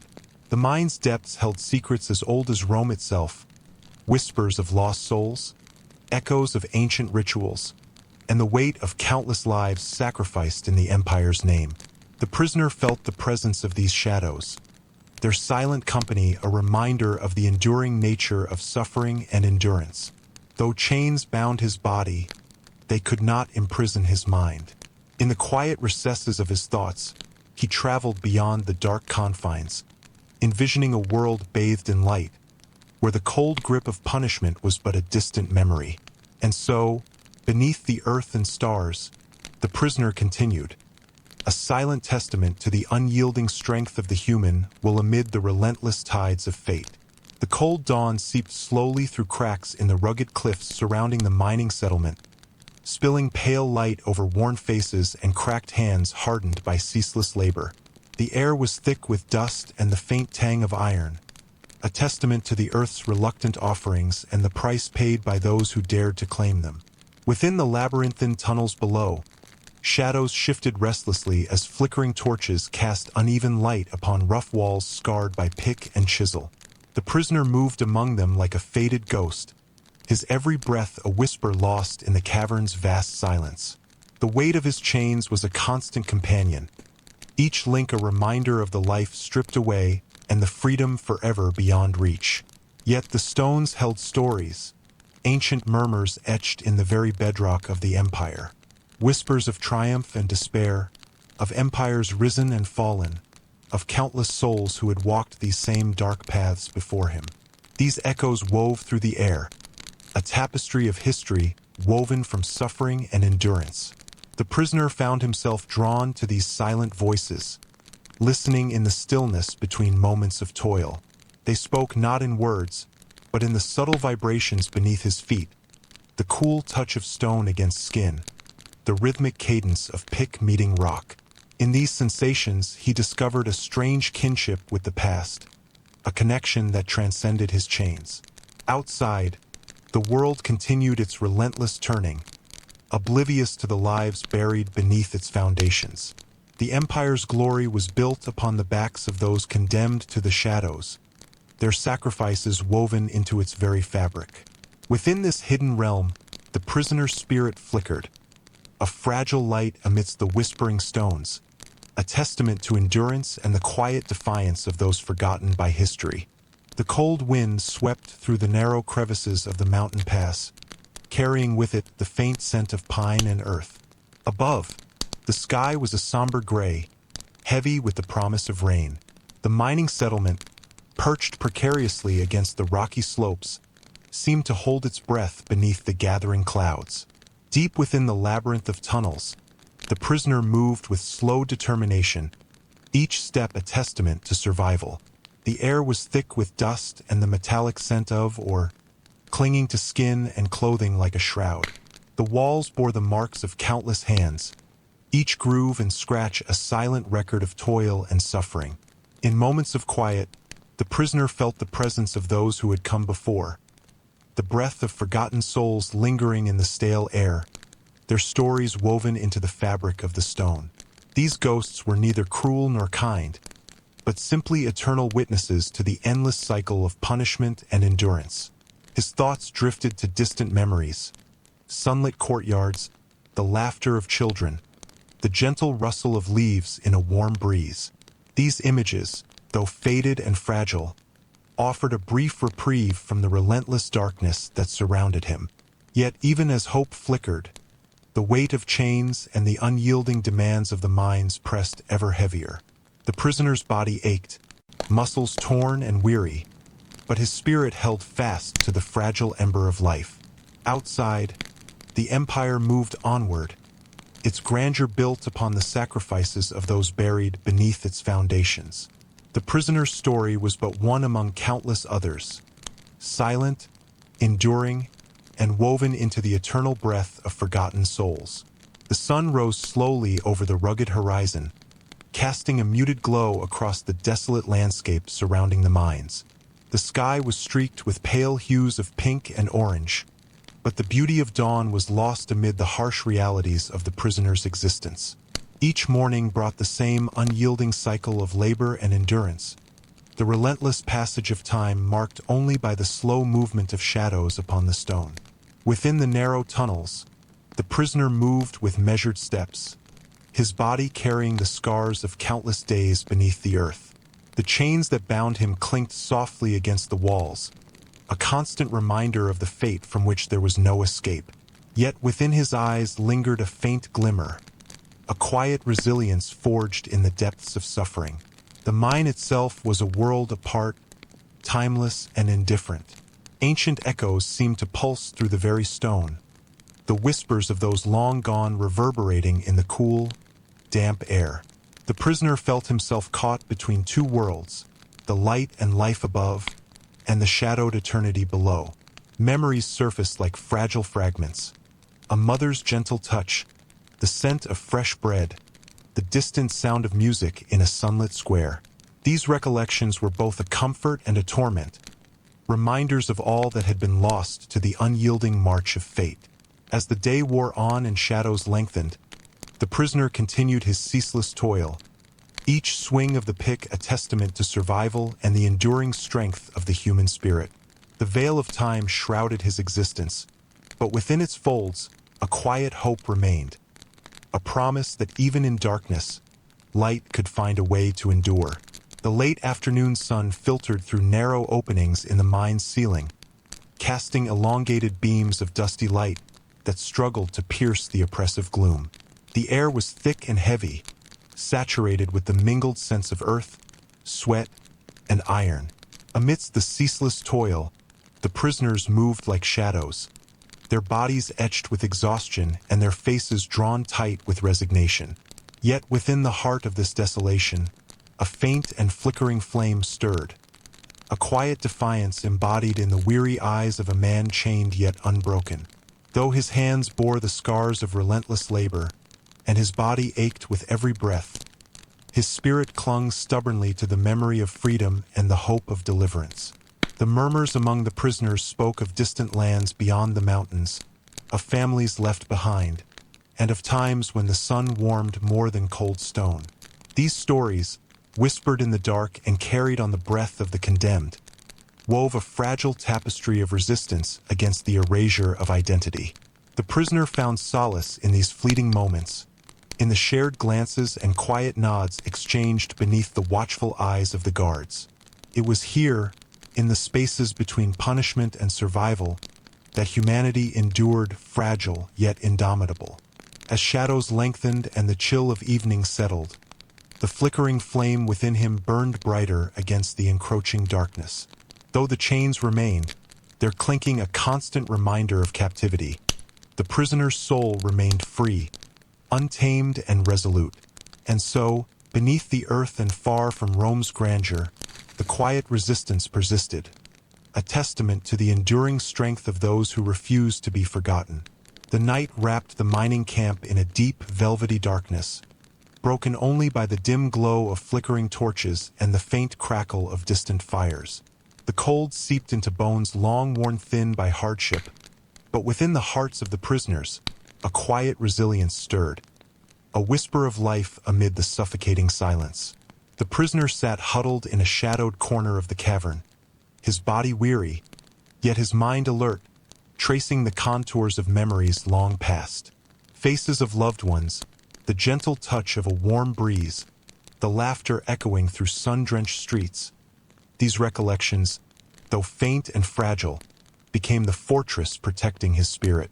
Around him, the murmurs of fellow captives wove a tapestry of shared suffering and hope. Their stories, though unspoken, bound them together in a silent fellowship, each one an ember in the darkness refusing to be extinguished. The weight of chains pressed down, a harsh reminder of the cost of defiance. Yet within that burden lay a deeper strength. The prisoner's resolve was tempered by pain but never broken, his will as steady as the unyielding stone surrounding him. Beyond the mine's confines, Rome pulsed with life, unaware or indifferent to the lives unraveling beneath its foundations. But here, in the depths, the quiet resilience of the human spirit endured, a beacon shining steadfast against the shadows. The cavern breathed with a cold, unyielding breath, its walls closing in like the steady tightening of chains. Deep beneath the earth's surface, where sunlight was but a distant memory, the prisoner found himself swallowed by a realm of shadows and silence. The air was thick with dust, the scent of sweat and iron heavy upon his skin, a constant reminder of the unforgiving world into which he had been cast. Outside, the world above moved on with its grandeur and noise, oblivious to the quiet suffering beneath. The city of Rome, with its marble temples and bustling forums, seemed a world away, an echo lost in time, fading with each passing day. Yet here, in this subterranean tomb, life persisted in its rawest form, a slow and grinding testament to endurance. The prisoner's days were measured not by sun or moon, but by the rhythm of labor and the passage of weary breaths. The clang of pick against stone, the scrape of boots on rough ground, and the murmured prayers of those broken but unbroken formed a haunting symphony that echoed endlessly through the tunnels. Chains bound his wrists and ankles, their cold bite a physical reminder of his fate. Yet it was the invisible chains, the erosion of hope and identity, that weighed heaviest upon his spirit. Memories of freedom flickered like fragile flames, moments of light in an otherwise unending dusk. Faces of fellow captives blurred in the haze of exhaustion, some broken beyond repair, others clinging desperately to fragments of humanity. In their eyes, the prisoner saw reflections of his own despair and determination, a silent fellowship forged in the crucible of suffering. Occasionally, the faintest breeze would stir the stagnant air, carrying with it whispers of the world above, distant birdsong, the rustle of leaves, the murmur of rivers. These fleeting sensations were gifts, brief glimpses of life beyond stone and shadow. Yet the mind demanded everything: flesh, spirit, and time. The prisoner toiled without respite, each day a slow erosion of body and soul. But even as his strength waned, a quiet flame endured within, a stubborn refusal to be extinguished. In moments of rare stillness, he closed his eyes and journeyed inward, traversing the landscapes of memory and imagination. He recalled sunlit courtyards, the scent of fresh bread, laughter ringing through open streets, images as vivid as the flickering torchlight that danced on cavern walls. These internal journeys were both refuge and resistance, a way to preserve self amid the crushing weight of oblivion. They whispered of a world beyond punishment, a promise that even in the deepest darkness, light might yet find a way. The prisoner's story was one among many, a silent echo woven into the vast tapestry of Rome's history, an enduring testament to suffering, endurance, and the fragile power of hope. As the days bled into nights and back again, the endless descent continued, slow, unrelenting, but never complete. The chains remained, but within them burned the quiet resilience of a soul that refused to be forgotten. Beneath the earth's indifferent surface, the mind stretched endlessly, dark veins of sorrow and labor carved into the ancient rock.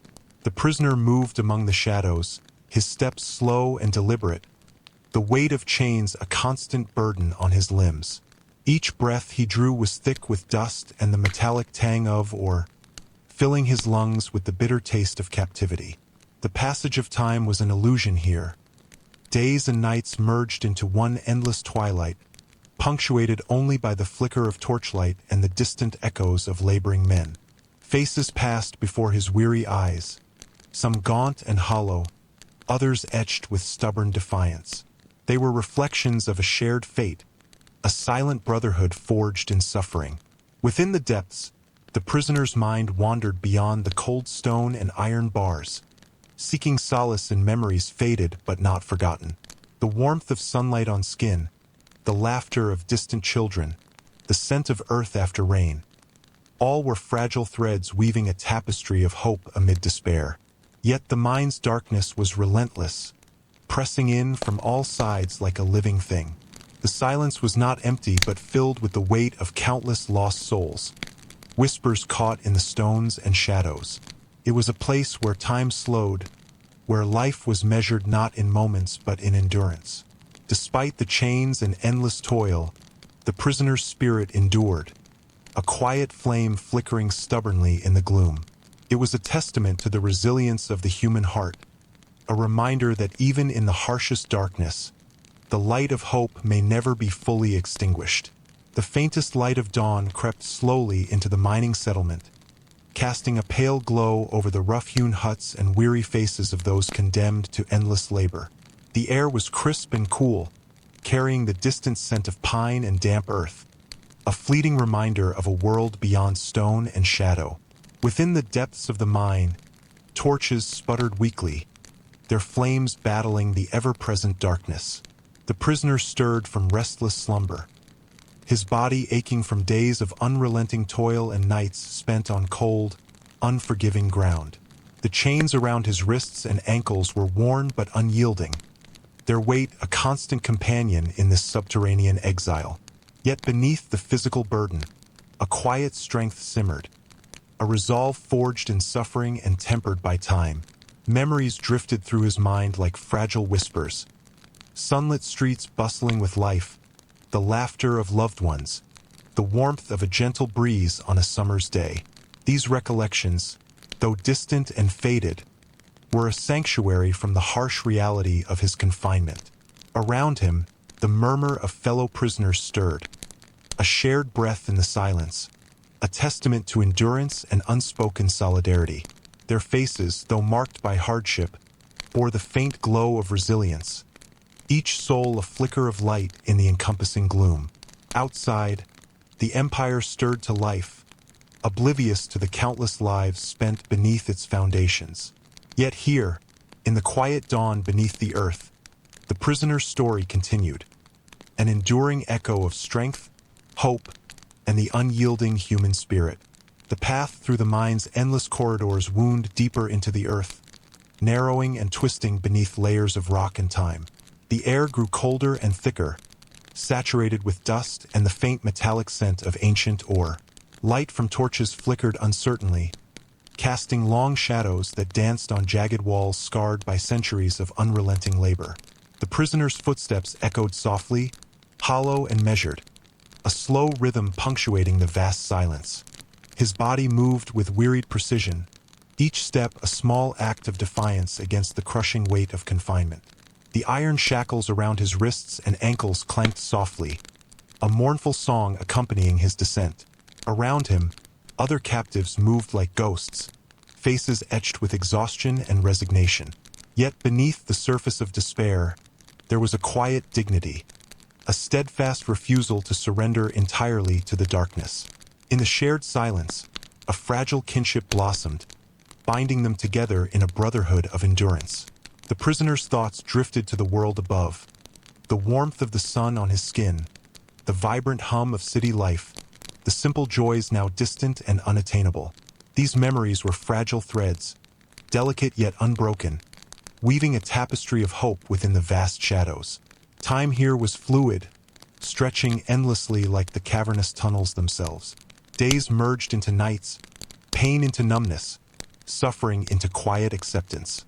Yet through it all, the prisoner held fast to the flickering flame within, a symbol of resilience in the face of oblivion. As the hollow steps carried him further into darkness, the prisoner's spirit remained unyielding, a silent testament to the enduring strength of the human soul beneath even the heaviest of chains. The labyrinth beneath Rome was carved from unforgiving stone, a tangled web of tunnels that stretched deep into the earth like the veins of some ancient beast.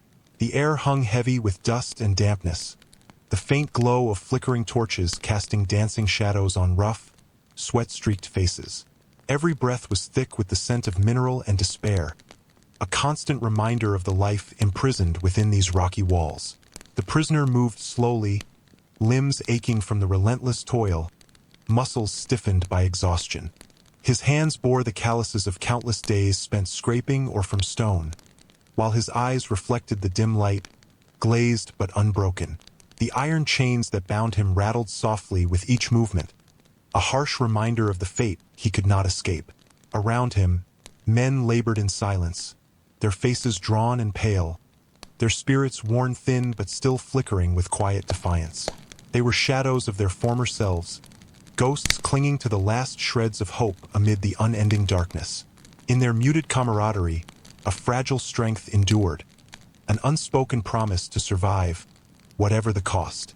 The prisoner's mind wandered beyond the stony walls to distant memories, sun-drenched forums alive with voices and colors, the scent of fresh bread baking in open markets, the warmth of a breeze stirring the leaves in a quiet garden. These recollections were fragile beacons, guiding him through the unyielding gloom.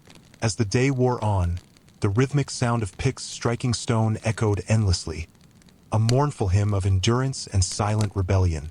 Despite the chains and the crushing weight of his sentence, the prisoner's spirit remained unbowed, a flickering flame in the veins of stone.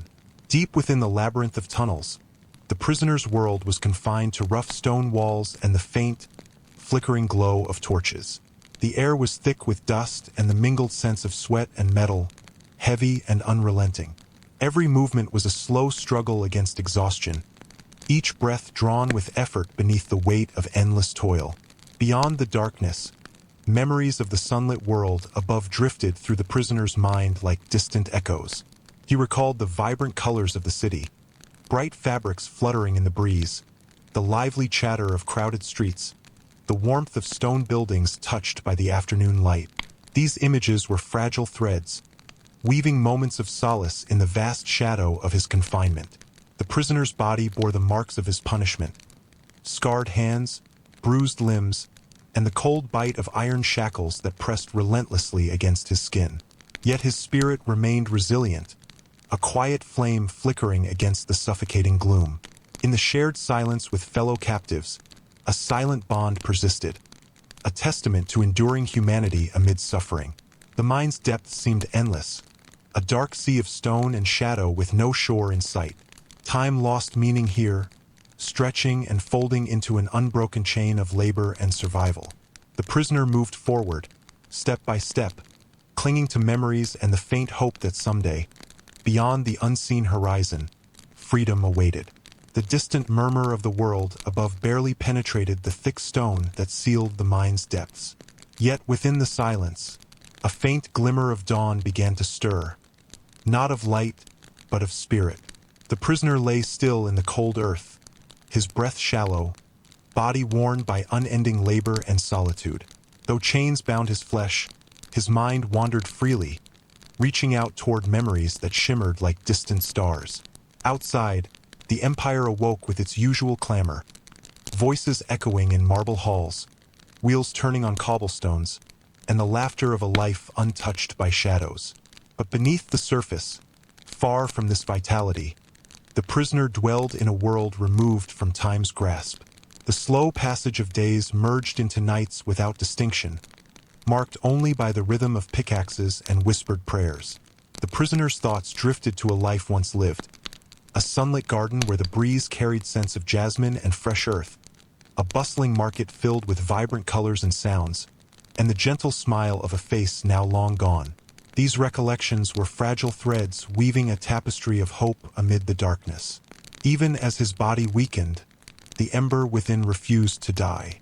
The quiet dawn of resilience kindled softly in his heart, a silent promise that no matter the depth of night, the light of endurance could never be fully extinguished.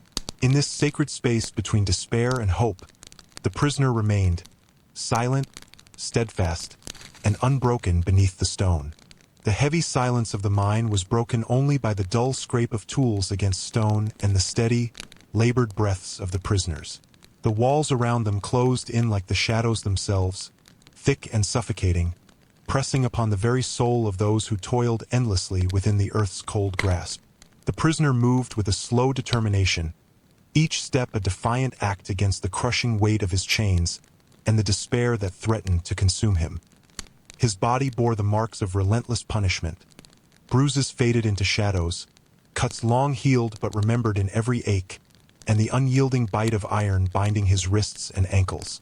Though surrounded by darkness, both physical and unseen, his mind held onto the fading light of distant memories. Sun-drenched hills rolling under endless skies, the sound of laughter carried on a summer breeze, the scent of blooming flowers heavy in warm air. These images, fragile and fleeting, were a balm against the unending gloom. Around him, other captives labored in silence, faces etched with weariness and resignation. Yet in their shared struggle, a quiet solidarity persisted. They were bound not only by iron but by the invisible threads of endurance and hope. As the day waned and shadows lengthened, the prisoner's spirit remained unbowed, a faint beacon in the vast, oppressive darkness that sought to swallow all light. The cavern's depths lay shrouded in a heavy stillness, pierced only by the faint flicker of torches whose feeble flames cast trembling shadows on rugged walls. The prisoner remained seated upon the cold stone floor, his body exhausted but his mind alert, holding vigil over memories that flickered like fragile embers in the darkness.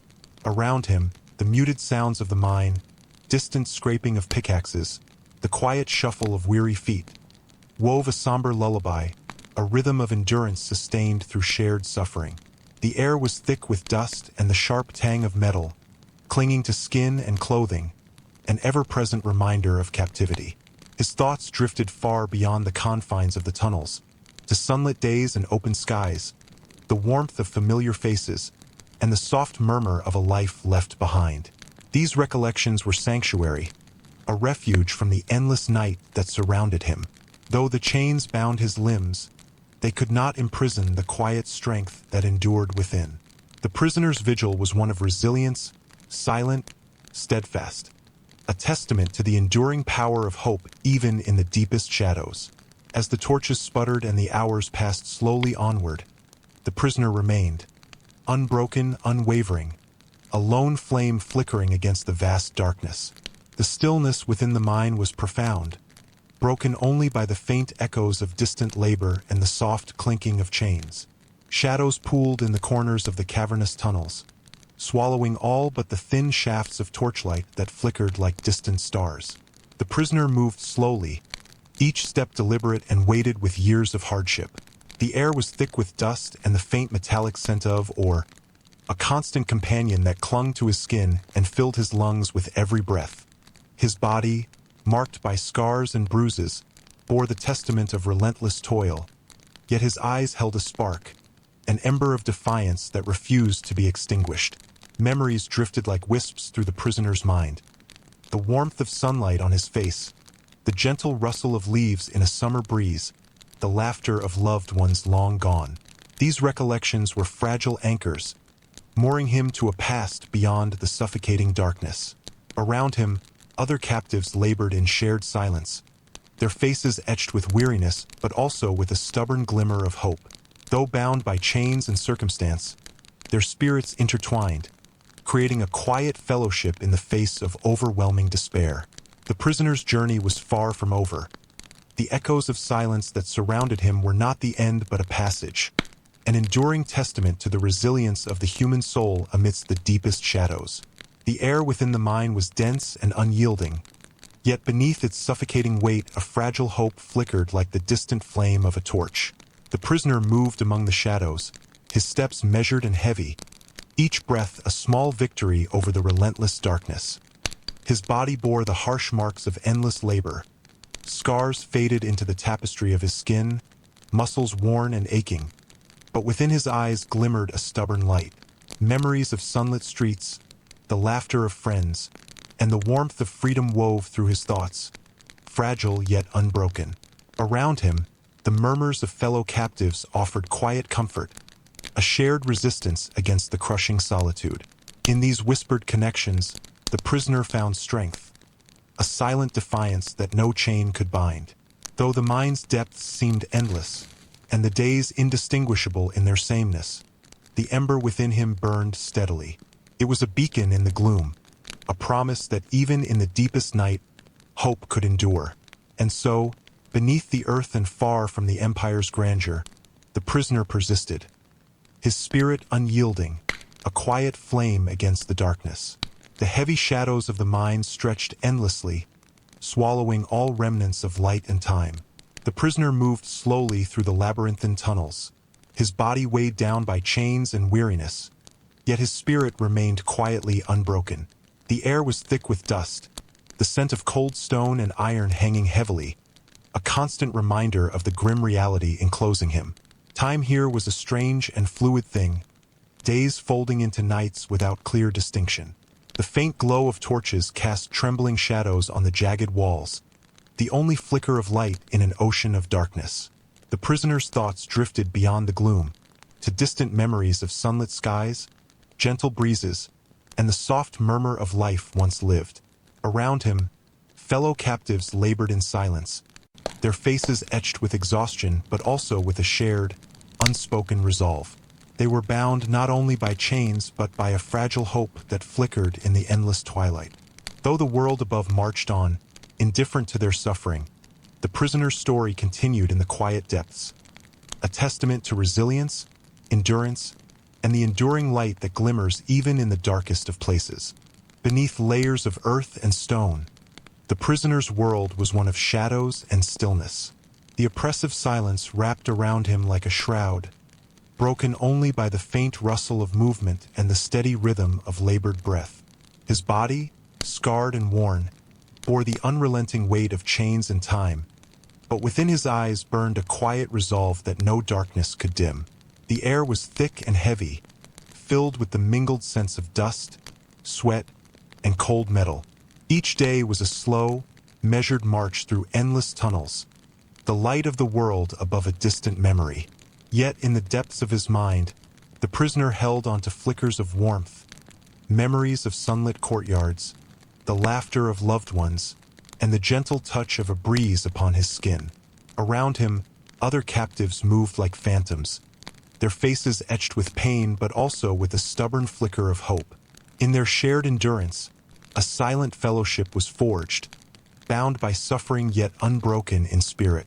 Though chained and confined, the prisoner's soul remained free, steadfast and enduring. His silent resolve was a beacon, a quiet flame against the overwhelming darkness, a testament to the unyielding strength of the human spirit. The mine's tunnels stretched endlessly beneath the earth, twisting and turning like the coils of a serpent. The prisoner's footsteps echoed softly against the cold stone, a slow and steady rhythm in the enveloping darkness. His body was weary, marked by scars and bruises, but his mind remained alert, holding fast to the fragile threads of memory and hope. The air was heavy with dust and the metallic scent of ore, clinging to his skin and filling his lungs with each labored breath.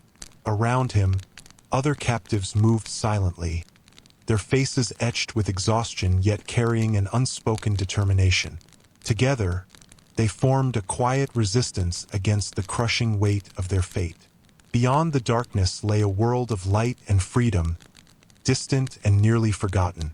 The prisoner's thoughts wandered to sunlit fields, the laughter of children, and the warmth of a gentle breeze, reminders of a life once lived and a hope that still flickered faintly within his heart. Though the shadows closed in, the prisoner's spirit remained unbroken. Beneath the veil of darkness, a quiet flame burned steadily, a testament to endurance, resilience, and the enduring strength of the human soul. The cold stone walls of the mine closed in tighter with each passing day, enclosing the prisoner in a world where light was a fleeting visitor and hope a whispered secret. His movements were slow and deliberate, every step a measured defiance against the weight of chains and despair that sought to consume him. The air hung heavy with dust and the faint, acrid scent of iron, mingling with the silent prayers and muted breaths of those who labored beside him. Faces blurred in the dim torchlight, yet in their eyes shone a shared resolve, a fragile flame flickering amidst the gathering darkness.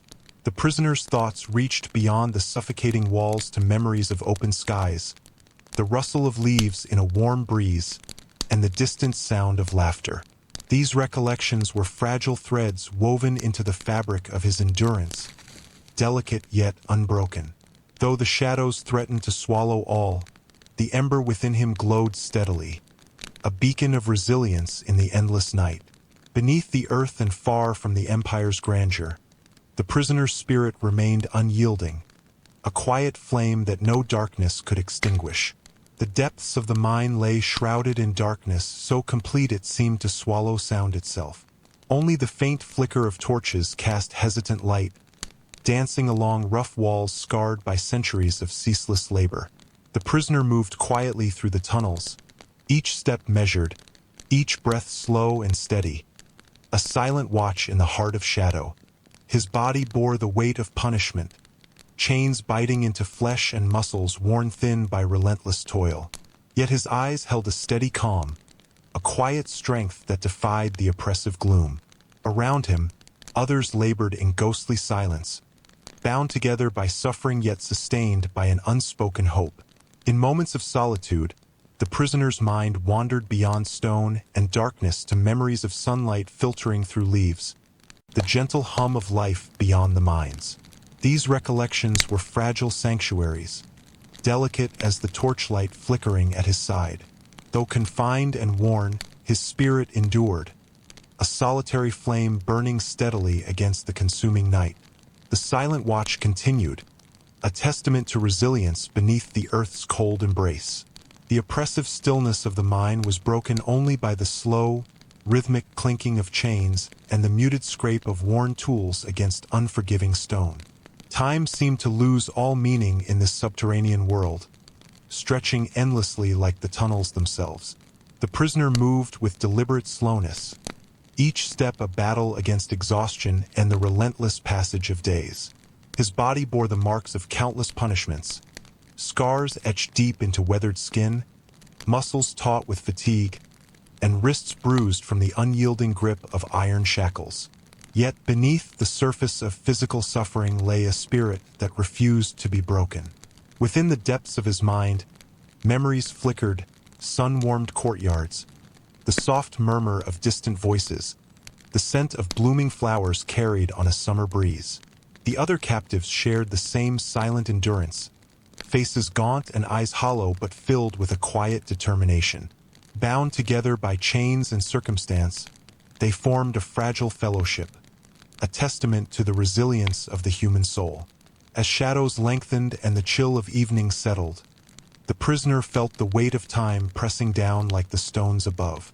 Yet within that weight was also the strength to endure, a silent resolve that no darkness could extinguish.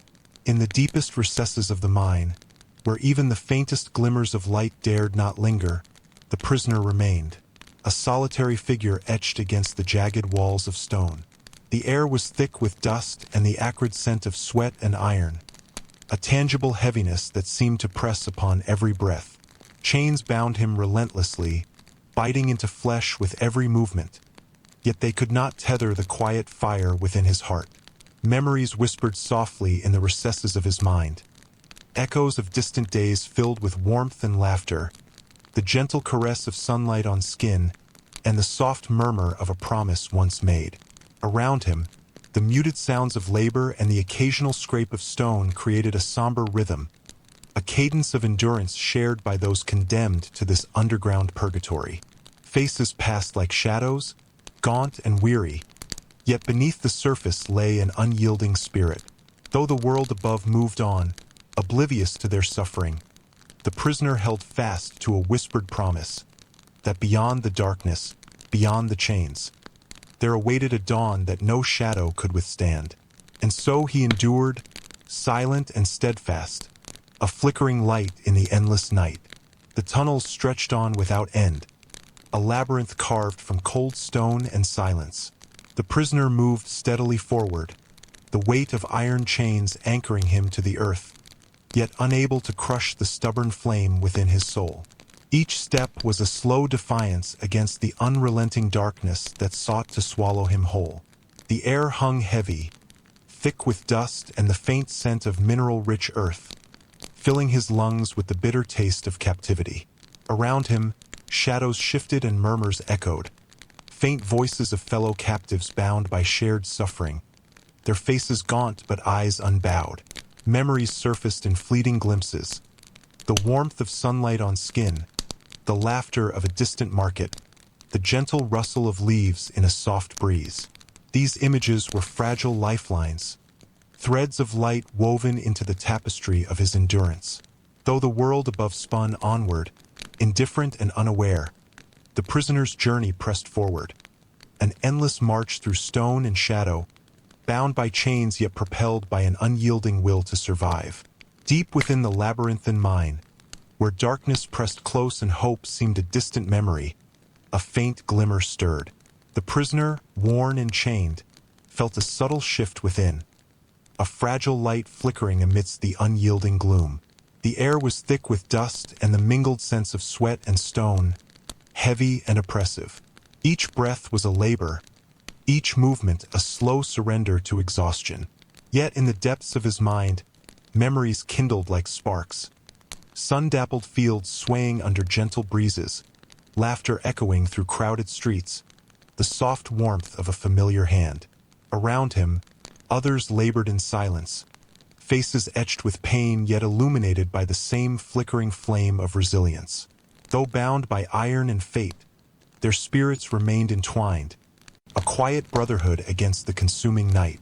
The prisoner's steps were slow but steady, guided by the unseen light within, a beacon promising that beyond the darkness lay freedom, beyond the chains, a life reclaimed. And so, beneath the crushing weight of stone and shadow, the distant light endured, unwavering and pure. The mind's oppressive darkness seemed infinite, a vast cavern of shadow that swallowed sound and light alike. Yet within this abyss, the prisoner carried a silent flame, a fragile spark of hope that flickered steadily against the overwhelming gloom. His body was weary, marked by bruises and scars, every movement a testament to endurance under relentless toil. The cold chains bit into his flesh, yet they could not bind the spirit that clung stubbornly to memories of warmth and freedom. Around him, the faint murmur of laborers echoed, a chorus of quiet resilience among the condemned. Faces, gaunt and shadowed, bore the weight of suffering, but their eyes held a determined glow, a shared strength born of unyielding will. Though the days blurred into nights beneath the earth, the prisoner's mind reached beyond stone and sorrow to sunlit fields and open skies, to the laughter of loved ones and the gentle caress of a breeze. These recollections were sanctuary, a refuge in the endless night. The silent flame within him burned steadily, a beacon in the darkness, a testament to the enduring power of hope beneath even the heaviest chains.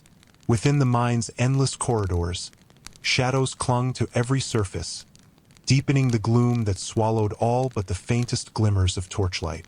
The prisoner moved steadily forward, his steps weighted by chains and weariness, yet guided by a hollow light that flickered deep within his soul. The air was thick and stale, carrying the bitter scent of dust and iron, pressing heavily on lungs already strained by unrelenting labor. His hands, calloused and raw, grasped the rough stone as he navigated the labyrinth, each movement a quiet act of endurance. Memories surfaced like distant echoes, warm days spent beneath open skies, the gentle murmur of rivers, the laughter of distant voices. Though faint and fragile, these recollections offered a fragile balm against the crushing silence. Around him, other captives shared the burden of captivity, their faces etched with exhaustion but illuminated by a shared resilience. In the depths of darkness, their spirits intertwined, forming a silent fellowship that no chain could sever. Though the light was hollow, it was enough, a faint beacon that guided the prisoner onward through the endless night, a testament to the undying strength of the human heart.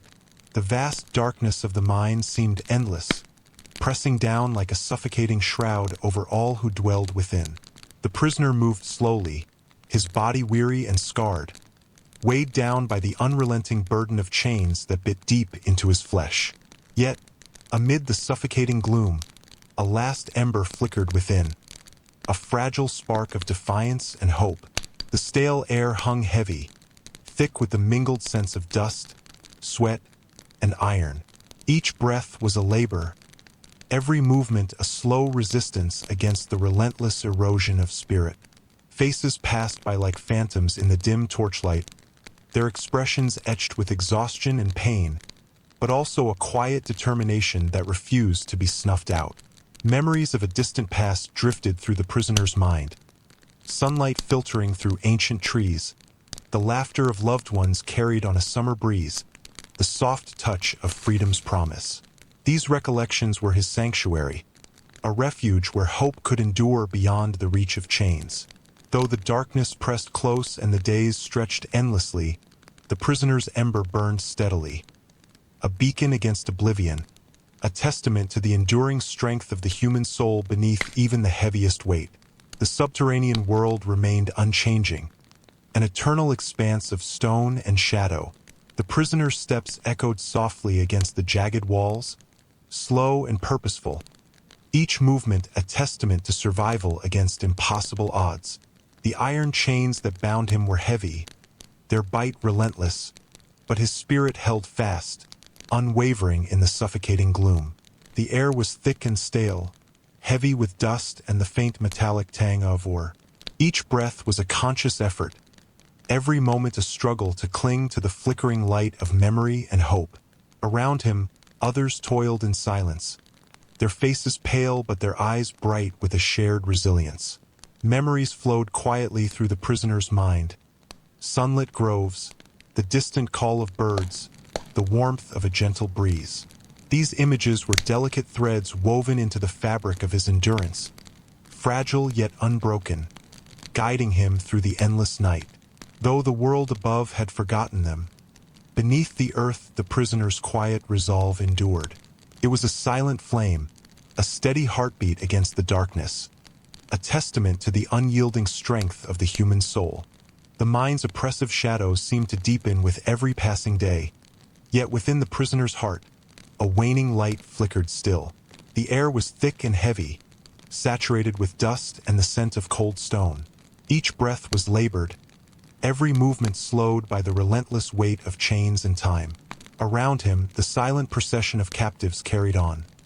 Faces gaunt, bodies worn, yet eyes holding a quiet dignity. They moved as shadows among shadows, bound together by suffering yet bound even more by a shared will to endure. The prisoner's mind drifted toward memories now distant yet vivid. The gentle caress of sunlight on weathered skin, the murmur of leaves stirred by a soft breeze, the laughter of a past life that seemed almost a dream. These recollections were fragile anchors in a sea of despair, fragile yet persistent. Though the world above marched on, indifferent and unaware, beneath the earth the prisoner's spirit held fast. The waning light within him, though faint, was a testament to resilience, a quiet flame that, despite all, refused to die. As shadows lengthened and silence deepened, the prisoner remained, steadfast and unyielding, a solitary beacon in the endless night. In the deep silence of the mine, time seemed to fold softly upon itself, as if the very air held its breath. The prisoner sat alone, his body heavy with weariness but his spirit calm, cradled by a gentle dusk that enveloped the endless darkness around him. The chains that had once bitten harshly now lay quietly, their grip softened by years of unyielding endurance. His eyes, though dimmed by hardship, still reflected a subtle light, a quiet acceptance mingled with a lingering hope that refused to fade entirely. Memories drifted through his mind like whispers on the wind. The golden glow of twilight spilling over distant hills, the soft rustle of leaves in an evening breeze, the faint melody of life beyond the stone and shadow. These moments were delicate threads, weaving peace into the fabric of his existence. Around him, the mine held its eternal silence, broken only by the distant echoes of unseen labor. Yet within this stillness, the prisoner found a rare solace, a gentle dusk settling softly upon his weary soul, a final embrace of quiet before the coming night.